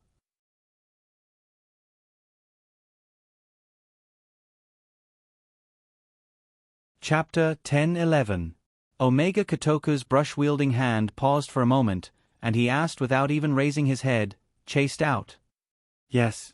A man around 27 or 28 years old stood in front of Omega Kotoku's desk with his head bowed, holding his breath as he waited for the second young master's rage. However, the second young master didn't get angry, but only nodded indifferently. I miscalculated. I didn't expect that she wasn't the least bit curious and didn't keep her. What a heartless fellow. How could young master miscalculate? Wang Chung raised his head and frowned. Our people delivered a secret poison pill to Xiang Yuan the day before yesterday. Until today, eldest Miss Chow hasn't made any moves, and she doesn't have the slightest intention of chasing her away. Presumably, she's a little curious. Oh. Omega Kotoku put down the brush in his hand, then raised his eyes and glanced indifferently at Wang Chung. You think it was the Crown Prince's idea? Wang Chung nodded without hesitation. According to this subordinate's investigation, the Crown Prince arrived at the Marquis of Jiyuan's estate this evening. Before the lanterns were lit, Miss Chow sent someone to deliver some soft travel expenses and sent Xiang Yuan away. A jadeite color flitted across Omega Kotoku's eyes, and he smiled faintly. That man is indeed this young master's formidable opponent. Thinking about it carefully, even Shuntian Prefecture's people suffered a crushing defeat at his hands. I'm afraid that no one in the lower star domain can take care of him. Wang Chung asked rather anxiously, Young master, should this subordinate make a move, and send that Xiang Yuan? He made a throat-slitting gesture, and a murderous look flashed across his eyes. Omega Kotoku waved his hand indifferently. If she's gone, then she's gone. Let her leave the capital in peace. Wang Chung was startled. Then do we need to find Great Master Yi to remove the puppet curse on Xiang Yuan's body? Okay, pluck it. Omega Kotoku nodded slightly, which made Wang Chung even more surprised. However, he didn't dare to look at his young master for too long. After a glance, he quickly lowered his head again. His heart was filled with bewilderment. Usually, second young master would send people to clean up such useless chess pieces, but today, second young master actually let that girl Xiang Yuan go? He even planned to remove the puppet spell on Xiang Yuan's body and let her go. Was this for Miss Chiao's sake? Second young master Qin waved his hand with a weary expression, dismissing the subordinate of his to leave as he sighed inwardly. Since he couldn't stay by her side, this little chess piece was useless. He couldn't control where he went. Second young master's heart softened. Wang Chung retreated, and a murderous look flashed across his eyes. Just as he was about to turn around and leave, he heard Omega Kotoku's cold voice ring in his ear. Wang Chung, I want her to leave safely. Don't go against me behind my back. You know what I'm capable of. Wang Chung's murderous aura had just emerged, but it was suddenly shaken off. He hurriedly nodded and retreated from the young master's room with a face full of dust. His heart was filled with horror. How could he forget that the young master hated it when people acted one way in front of him and another behind his back? A moment later, several men in short green robes appeared beside Wang Chung and bowed. Go and ask Great Master Yi to remove the curse on Miss Xiang's body. You guys escort Miss Xiang out of the capital. Don't make any mistakes. Yes. The subordinates immediately dispersed and left to carry out their orders.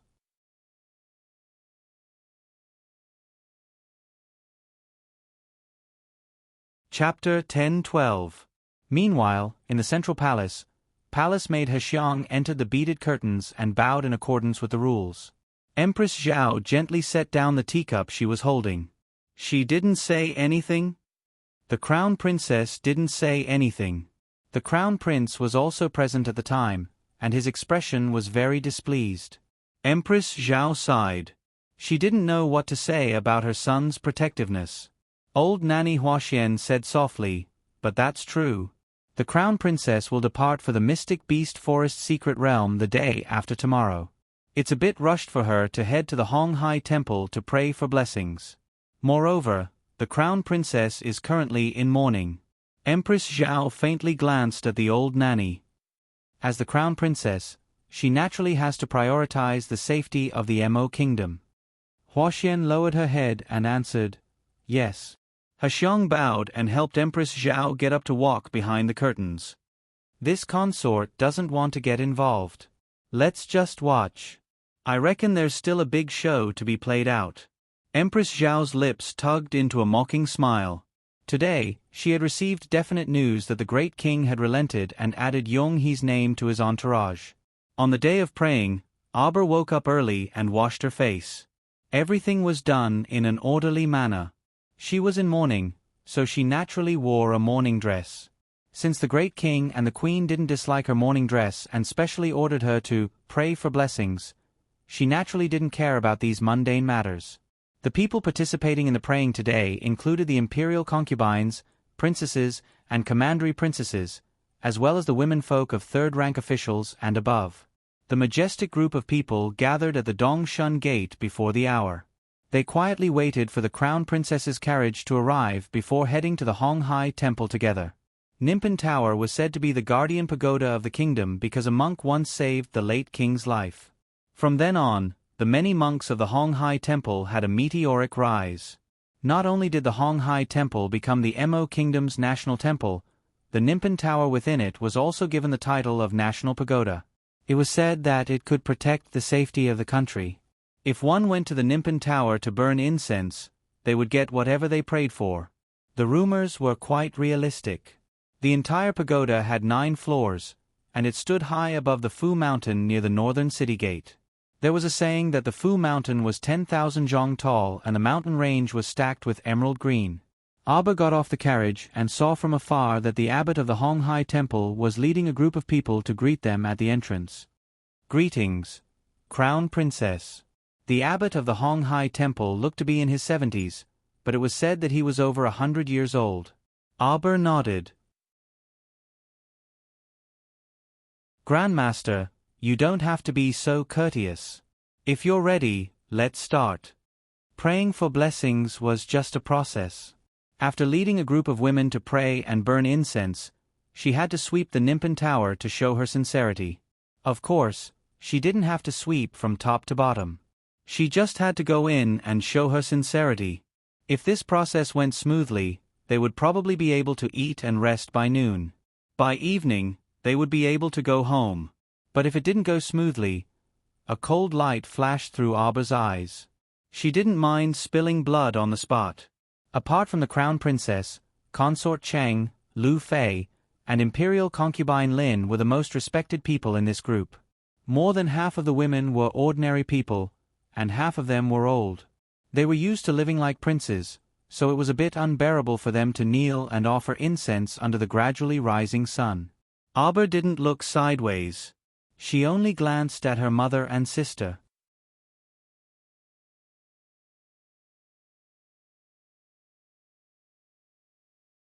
Chapter 10:13. Wei Ziqin and Qiao Lin were both very spirited. They were mystic cultivators, so their physical strength and mystic conscience were different from normal people's. This bit of torment was simply nothing to them. Abba then retracted her gaze and went through the blessing ceremony according to the procedure. She even purposely followed the most tedious and strict procedure, putting in the effort to save face. In any case, she wasn't tired. Since she had to come here early in the morning to offer incense, she would go through the most tedious and formal ceremony and make those orioles and swallows behind her suffer greatly. With the incense mist surrounding her, this bunch of royal concubines, princesses, and madams couldn't bite her out of anger. The master abbot couldn't help but exclaim in admiration as he looked at her young age, yet she was willing to endure hardships and pray for the kingdom and its people. Sure enough, it was already 10 o'clock in the afternoon by the end of this procedure. Everyone's stomachs were rumbling with hunger because of her, especially the elderly concubines and madams like Consort Cheng who didn't move much all day. Their faces were all pale, and their heads were dizzy from the sun's rays as they complained incessantly in their hearts. Those young princesses, commandery princesses, and young misses were also lamenting that they couldn't take it anymore. They had set out from their homes before 3 in the morning, but they had only freaking eaten a bit of breakfast and pastries. Some of them had even courted disaster by coming on an empty stomach. This time, they had already been tormented until noon, yet they hadn't even had a sip of water. This crown princess deliberately wanted to kill them all in this temple. At this moment, they were all extremely envious and jealous that Commandery Princess N, who was attending to the Queen Dowager, didn't come along. The fourth princess, Mo Shuang, had also been grounded at home by the old great king due to her well-known indiscretions, so she couldn't come. Originally, they were more or less mocking this fourth princess who didn't have any status, but now, they really wanted to cry. They were so envious that the princess didn't have to suffer this. The crown princess was refreshed and in high spirits. She wasn't out of breath at all after going through this tedious prayer process. Honghai Temple's abbot, Venerable Master Kong Hui, clasped his hands together in admiration and said, "The crown princess is so young, yet she is not afraid of hardship and worries about the kingdom and its people. Her qualities are especially commendable." His string of praises made Consort Cheng and company so angry that they were seeing stars. "Your Highness." Suddenly, a cry of alarm was heard. A palace maid accompanying her hurriedly used her body to support Lu Fei's falling body. It turned out that Lu Fei was tired and hungry. Her body couldn't bear it and she fainted first. The crown princess walked forward expressionlessly and glanced at Lu Fei.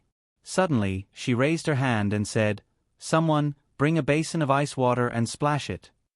Lu Fei, who had fainted, suddenly stood up and waved her hands. No need, no need. This consort only fainted for a moment. I feel much better now. At the end of her speech, Lu Fei looked at the strange gazes of the monks around her. She was so embarrassed that she felt embarrassed. After pretending to faint for less than a second, the crown princess caught him red-handed. Was there anything more cruel and merciless than this? The corners of everyone's mouths twitched, but in their hearts, they wanted to cry but had no tears. If pretending to faint was useful, they all wanted to faint. 8th Princess Mo, you had been holding it in for a long time. At this time, she finally couldn't hold it in anymore and burst into laughter.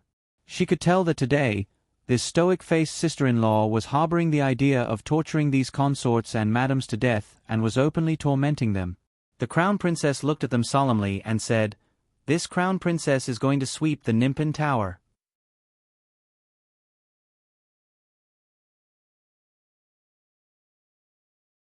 Chapter 10:14. Everyone let out a sigh of relief, thinking to themselves, "Oh my, it's finally over. Thank the heavens, they can finally return to their rooms to rest, drink water, and eat."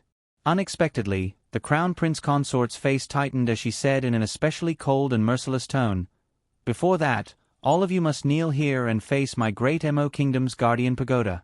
Pray to the heavens in unison and wait for this crown prince consort to finish sweeping the pagoda and come out."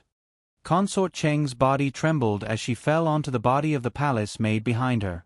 The group of concubines were about to cry. "Why are you all looking at this crown princess with such bitter faces? Could it be that you didn't come here with sincerity to pray for our Mo kingdom citizens?" The crown princess coldly scolded, "You can't even endure a little bit of suffering after praying for a day? Then why don't I see you all complaining about your daily lives of luxury and being provided for by the Mo kingdom citizens? You have to take responsibility for the treatment you enjoy. When we return to the palace, I will definitely report this matter to the great king and the queen in detail. This crown princess has seen and remembered every single one of your actions. I definitely won't slander any of you." The crown princess spoke with conviction, angering the group of concubines and madams into speechlessness. Wei Ziqin speechlessly looked at her daughter. At first, she also thought that her daughter was going to complete this blessing ceremony with an especially serious and devout attitude. But halfway through, she felt that something was wrong.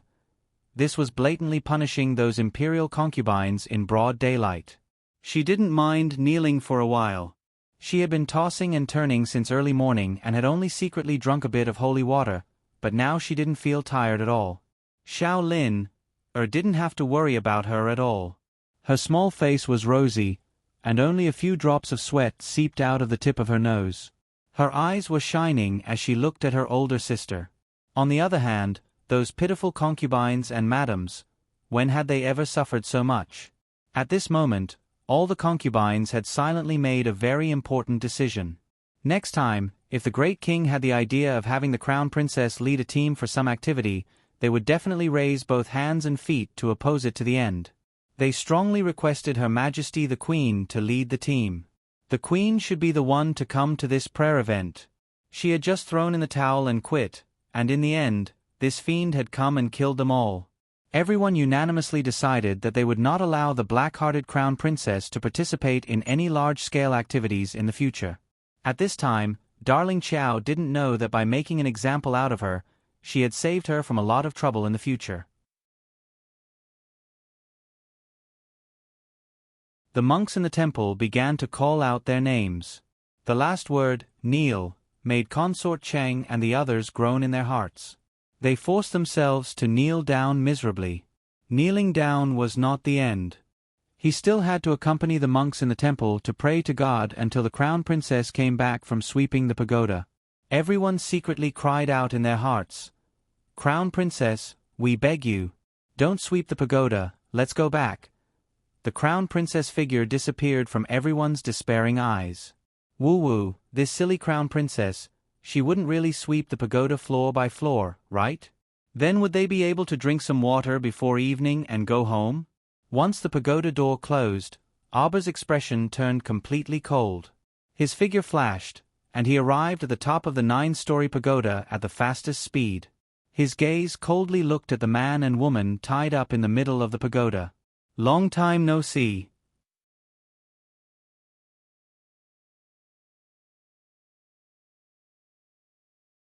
Chapter 10:15. Woo woo. The woman who was tied up in the middle of the group of men began to mutter incoherently. While setting up a soundproof defensive boundary, Xiao Mu nodded her small chin in that direction. Stay Up Late took out a rag stuffed in Yung Hee's mouth. That's right, the woman tied up in the middle of the 9-story tower was Yung Hee, who had once been favored, but was now buried deep in the mud. The dwarf tied up beside Yung Hee was Black Cat, who had been captured by the Crown Prince. This Lord Black Cat, at this moment, looked as if there was not a single piece of good flesh on its body. It had been tormented to the point that it was already on the verge of death. Are you surprised? Are you surprised? Arbor walked over to Yung Hee with small steps, a cold smile on his face. What are you doing, little witch? Zhang Ru's entire body trembled, and her eyes were filled with terror. The way he looked at Xiao Mu was like he was looking at a devil that had walked out from hell. You still don't understand? Xiao Mu swept her a disdainful glance before gently tucking the strands of hair that had fallen in front of her eyes behind her head. She said lightly, I want you to die. Stay Up Late lowered his head and tried his best to pretend that he didn't see anything. He was like an old monk sitting in meditation. I thought that you would stop after entering the cold palace. Who knew that you would be so stupid? Xiao Mu sighed and glanced at Ui, who was beside her. You tell her. It was tiring to talk to such an idiot. Stay Up Late's mouth twitched. He cleared his throat and said, You hired some beggars on the streets and alleys to spread rumors about the appearance of a demon and disaster. At first, we didn't know who set this trap. But the Crown Princess could sense that this was directed at her. Aoyi truly admired their young Crown Prince consort. She was able to sniff out something unusual from such a brainless incident. The Crown Princess knew that the mastermind wouldn't let this go. She left the capital for a few days to give us time to investigate. Most importantly, the Crown Prince managed to pry open the dwarf's mouth and found out many things. For example, he gave you a strong revival pill and lied to you that you had recovered. He wanted you to deal with the Crown Princess. In fact, once 7 days are up, you will turn into a pile of flesh and blood. Your body will never recover. Zhang Ru screamed, Impossible. My face and body have already recovered. Don't deceive yourself and others anymore. Xiao Mu scoffed. Your face starts rotting at night, right? The Yuxingzi I put in the beautifying pill is a heat poison. Not everyone can cure it. It's you. It's you. Courtesan Zhang shrieked in horror as she glared at Xiao Mu, her eyes about to split open. Beautifying pill? What beautifying pill? Could it be that the beautifying pill that her brother had tried so hard to obtain had been tampered with by the little Crown Princess? Ah! Thinking of this, Zhang Ru's chest was filled with depression, and she almost immediately screamed crazily. I want to see the Great King. I want to see the Great King. Let me out. The Great King. I want to see the Great King. Didn't you plan a play for me? Xiao Mu gazed disdainfully at Courtesan Zhang before saying coldly, I'll rearrange this play for you to make it even more exciting. Broken Dreams.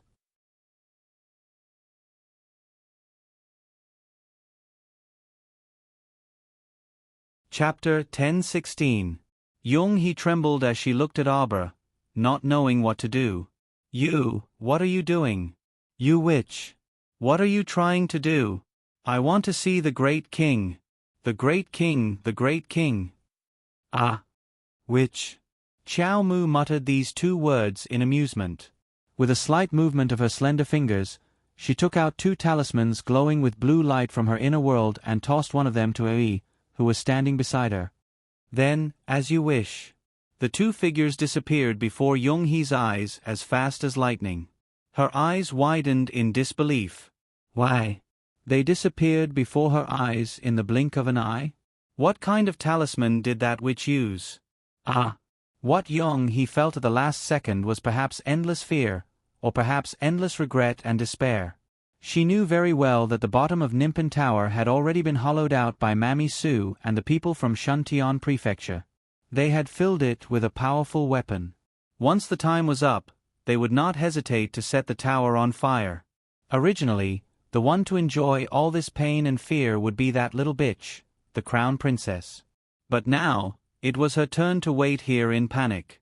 No matter how much she screamed, her voice was blocked by the defensive enchantment. Until death, no one appeared before her. Boom! The people worshipping in front of the pacification pagoda were the first to feel the ground tremble slightly.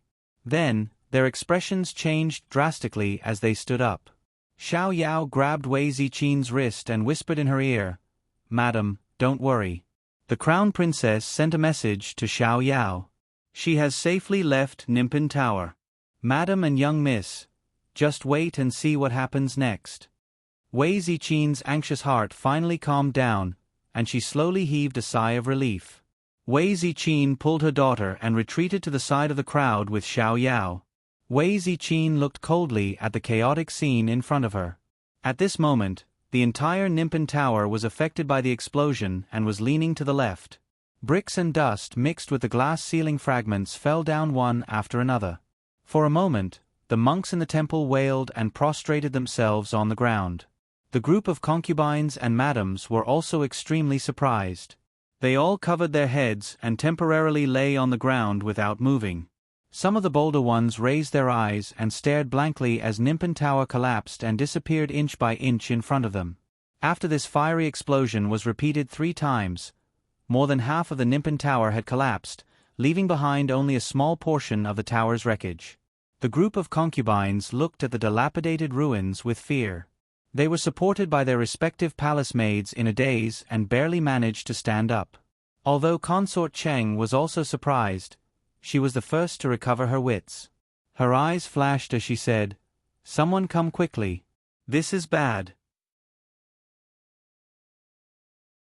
The Crown Princess is still in Nimpin Tower and hasn't come out yet." Lu Fei couldn't help but sneer when she heard this. The Crown Princess is really funny. She just stepped into Nimpin Tower and the entire tower exploded. Just how much does this pacification pagoda dislike the Crown Prince Consort? The vassal king consort of an Nan also sneered. If you want to condemn someone, you can always find a pretext. Princess Consort's words are too hurtful. If you don't have concrete evidence, it's better not to speak carelessly. Otherwise, you will inevitably have a bad reputation for being disrespectful to the Eastern Palace consort. A thin and weak voice suddenly sounded with slight ridicule. "Noble Lady Ying, you." Princess Anam's expression abruptly changed. A small noble lady dared to mock her, Princess Anam. How hateful.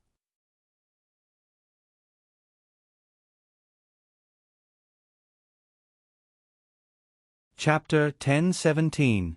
This concubine was only giving advice out of goodwill. Noble Lady Ying spoke softly with a delicate and bashful appearance, causing the vassal king consort of an Nan to feel extremely disgusted. Preposterous. This princess consort still needs you to give advice. I was also worried about the crown princess's safety, that's why. You don't need to worry about this crown princess's safety. An icy voice broke the current clamor. It silenced all the voices in the room. The vassal king consort of an Nan is truly imposing. Arbor was dressed in a white robe and only used a simple white jade hairpin to tie her hair into a young girl's bun. She walked over with a calm and composed expression. Consort Cheng gaped in shock, but she immediately lowered her eyes submissively. "Crown Princess," everyone called out in unison. Arbor used an icy and judgmental gaze to observe this Princess Anam, who had an unsightly expression, and pursed her small lips in ridicule. The descendants who fought alongside the late king are indeed extraordinary. You can even look down on the great king's beloved concubine. Then presumably, the great king doesn't hold much significance in your hearts. Crown Princess, don't speak nonsense. Princess Anam nervously tightened the embroidered handkerchief in her hand. How serious were these words? What did she mean by the great king doesn't hold much significance in their hearts? Did she mean that their vassal king of an Nan's estate could look down on even the great king? Looking down on the great king, confiscating their property and exterminating their entire family was considered a light punishment. This damned little b*tch, every word of hers struck at the heart. Her mouth was truly deadly vicious. If it weren't for the fact that there were so many people surrounding them, she really wanted to slap this stoic face in front of her. She was truly too hateful. Just a few words were enough to stab at her heart. Princess Anam pretended to cover her chest with her hands, pretending that her heart was in pain from being provoked by the crown princess. Arba sneered, "The vassal king of an Nan's consort. I advise you not to challenge my bottom line again and again. I'm not what you think I am, a flower in a greenhouse. Have you heard of the Snow Domain divine flower? This is an extremely miraculous divine herb that only blooms in the coldest and coldest places." The little stoic walked towards Princess Anam step by step, causing her body to subconsciously lean backwards. Usually, when someone gets close to it and touches it once or twice, it won't have any reaction. The third time, when it gets angry, it will suddenly open all of its petals. Arba waved his sleeve slightly. It was just a subtle and casual movement. However, Wu Hongmo was pierced by her cold eyes. Her heart trembled slightly, and she involuntarily took a big step back. The beautiful divine flower of the Snow Domain has sharp icicles within its petals. Teske, it swallowed that person alive. Not even a trace of bone remains. Arba stared at her with a chilly gaze. That scene was truly very beautiful. I'm afraid none of you can imagine it. Everyone simultaneously sucked in a cold breath. Princess Anam, how do you think this crown princess compares to the divine flower of the Snow Domain divine flower? Are we similar? Wu Hongmo actually couldn't say a word, and cold sweat slowly slid down her forehead. Arba's expression was still as he coldly ordered, "Someone, thoroughly investigate everyone present and find out who isn't present right now. Tell me your name right now." When the order was issued, the royal concubines and princesses all looked at each other and subconsciously squeezed into the crowd.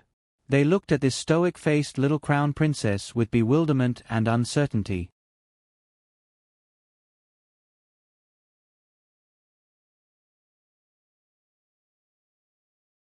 Chapter 10:18.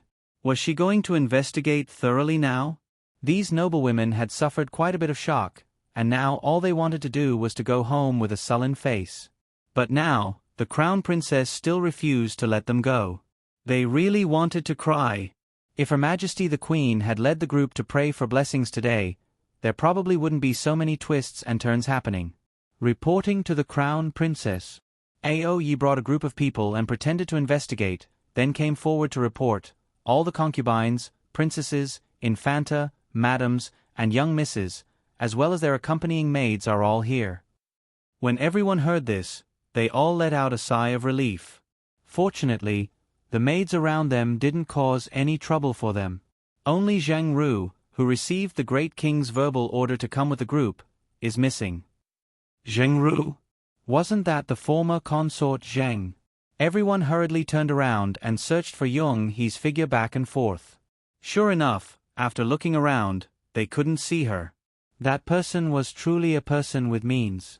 She had entered and left the cold palace several times and was still one of the great king's beloved concubines. It was said that this time, she had asked the great king's special order to follow the group to Fushan Honghai Temple to pray for blessings and repent. At that time, she would stay in the temple to continue praying for the Empress Dowager and the great king for 3 more months. Everyone's attitude towards Zhang Ru along the way couldn't be considered cold. In fact, there was even a hint of eagerness.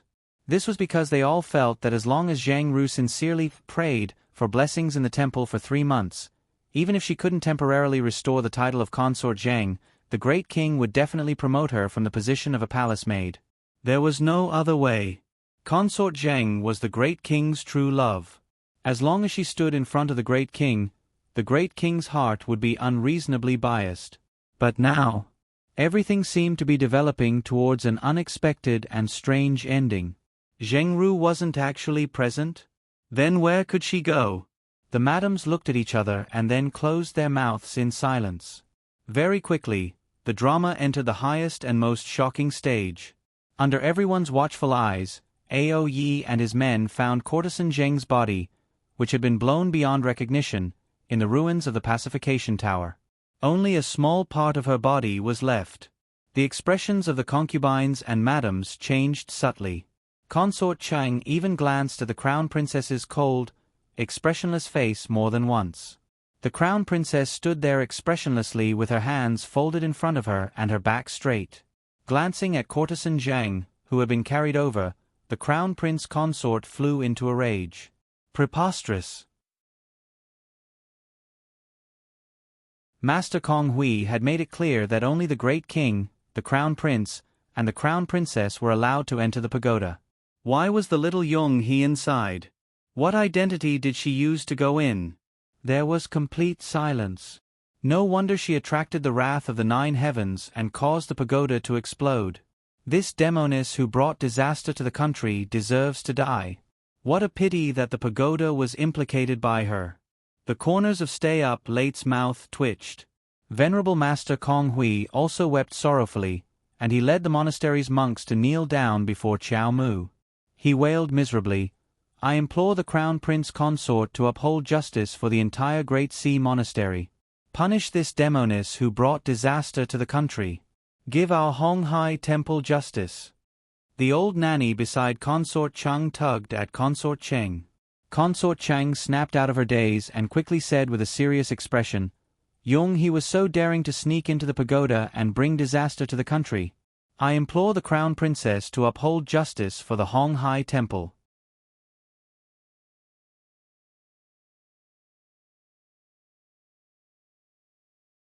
Chapter 1019. Crown Princess, please uphold justice for the monks of the Hong Hai Temple. Investigate this matter thoroughly, and restore peace and tranquility to the Hong Hai Temple. The group of madams and young misses were all shrewd people. They all followed Consort Cheng and bowed to the Crown Princess in unison. Ao Yi coughed lightly, and Lightning, who had been waiting impatiently for a long time, scurried out of the pagoda ruins with a swoosh.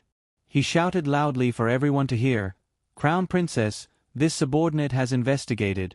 There's another man in this pagoda."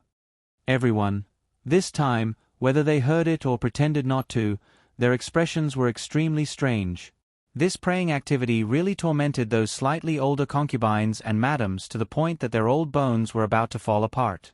When they returned, they became even more determined in their hearts. They absolutely couldn't let the Crown Princess lead the group again. In the imperial study of the king's palace, the old great king clutched the memorial that his son had sent to him. He clutched it so tightly that the entire memorial was wrinkled, but he didn't realize it. His face was filled with cold anger as he glared at the Crown Prince. "Impossible. The facts are all there. She can't deny it." The Crown Prince's voice was indifferent.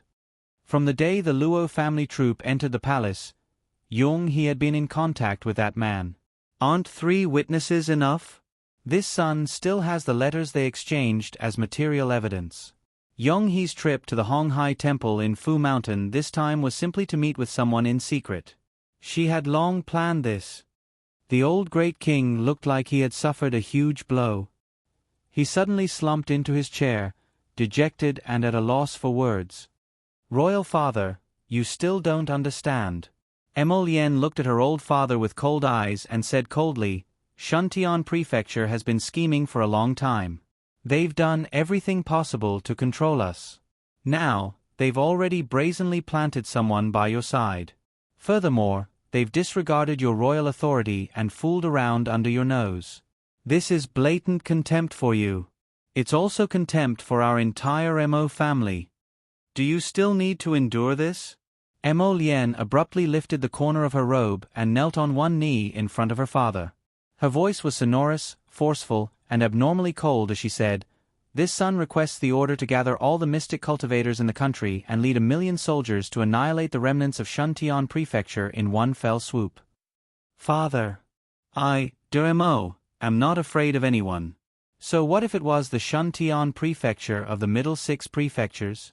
Do you think the middle 6 constabularies can strut around in our territory? I will prove it to you. In this world, no one can overstep our authority. No one can try to start a war and escape unscathed. From the generation of our ancestors, the Mo family's world has been fought for generation after generation. We don't need to fear anyone. There was no need for him to bow down to any of the mansions. I will use my strength to let them know that the Mo is not to be trifled with. What middle 6 constabularies? Tell them to scram back to where they came from. Royal Father, I request Royal Father to issue an edict. Place that nation-wrecking enchantress on the city gate tower and expose her to the sun for 3 days and nights. Whip her 1,000 times during the day and 1,000 times during the night as a warning to others. The great king stared blankly at his son and smiled bitterly. This was his son. He was high-spirited and unrivaled. If he decided to deal with you, he would definitely have all the evidence and make it impossible for you to refute. He had long told Zhang Ru not to provoke that savage couple, but alas, write the edict. The great king sighed. The crown prince watched Gong Chong and hurry out to announce the edict while wiping his head of cold sweat. He then slowly walked out of the royal study.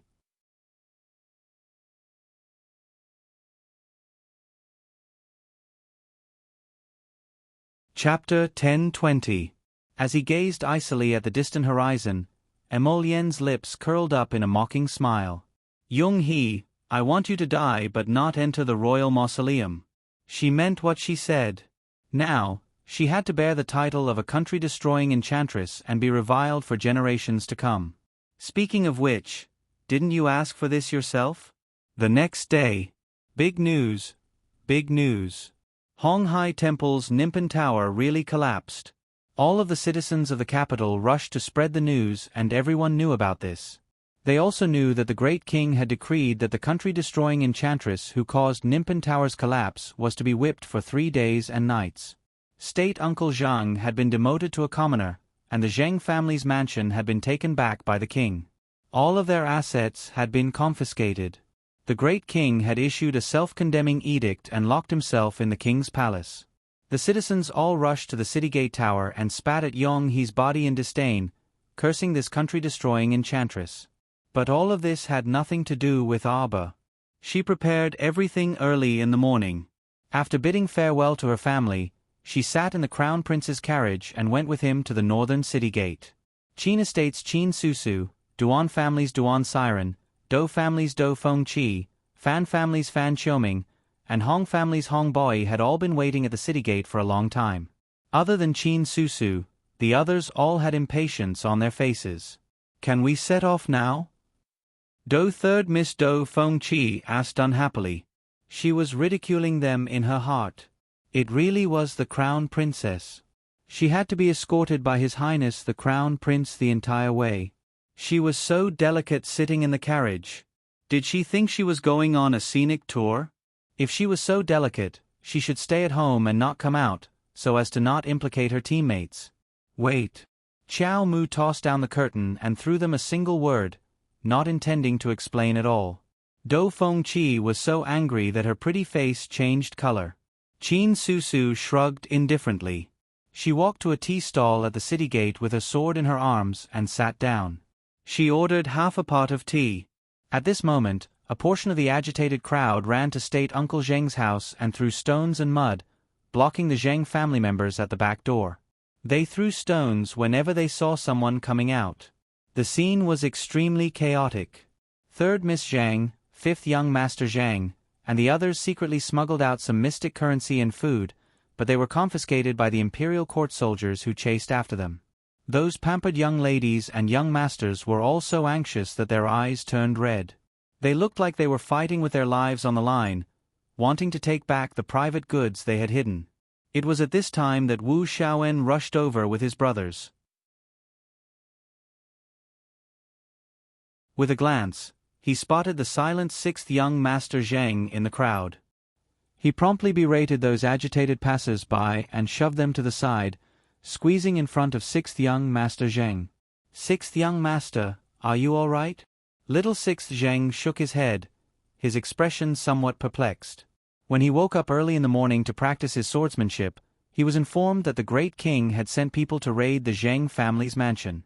As a mystic cultivator, all of his important items were placed in his inner world, so the soldiers naturally couldn't come to raid his inner world. However, those half-sisters and half-brothers who shared the same father but had different mothers suffered a calamity. From early in the morning until now, the entire courtyard had been in an uproar. Wu Shaoen said anxiously, "Sixth young master, don't worry. I bought a small courtyard for myself in the Mo Kingdom capital.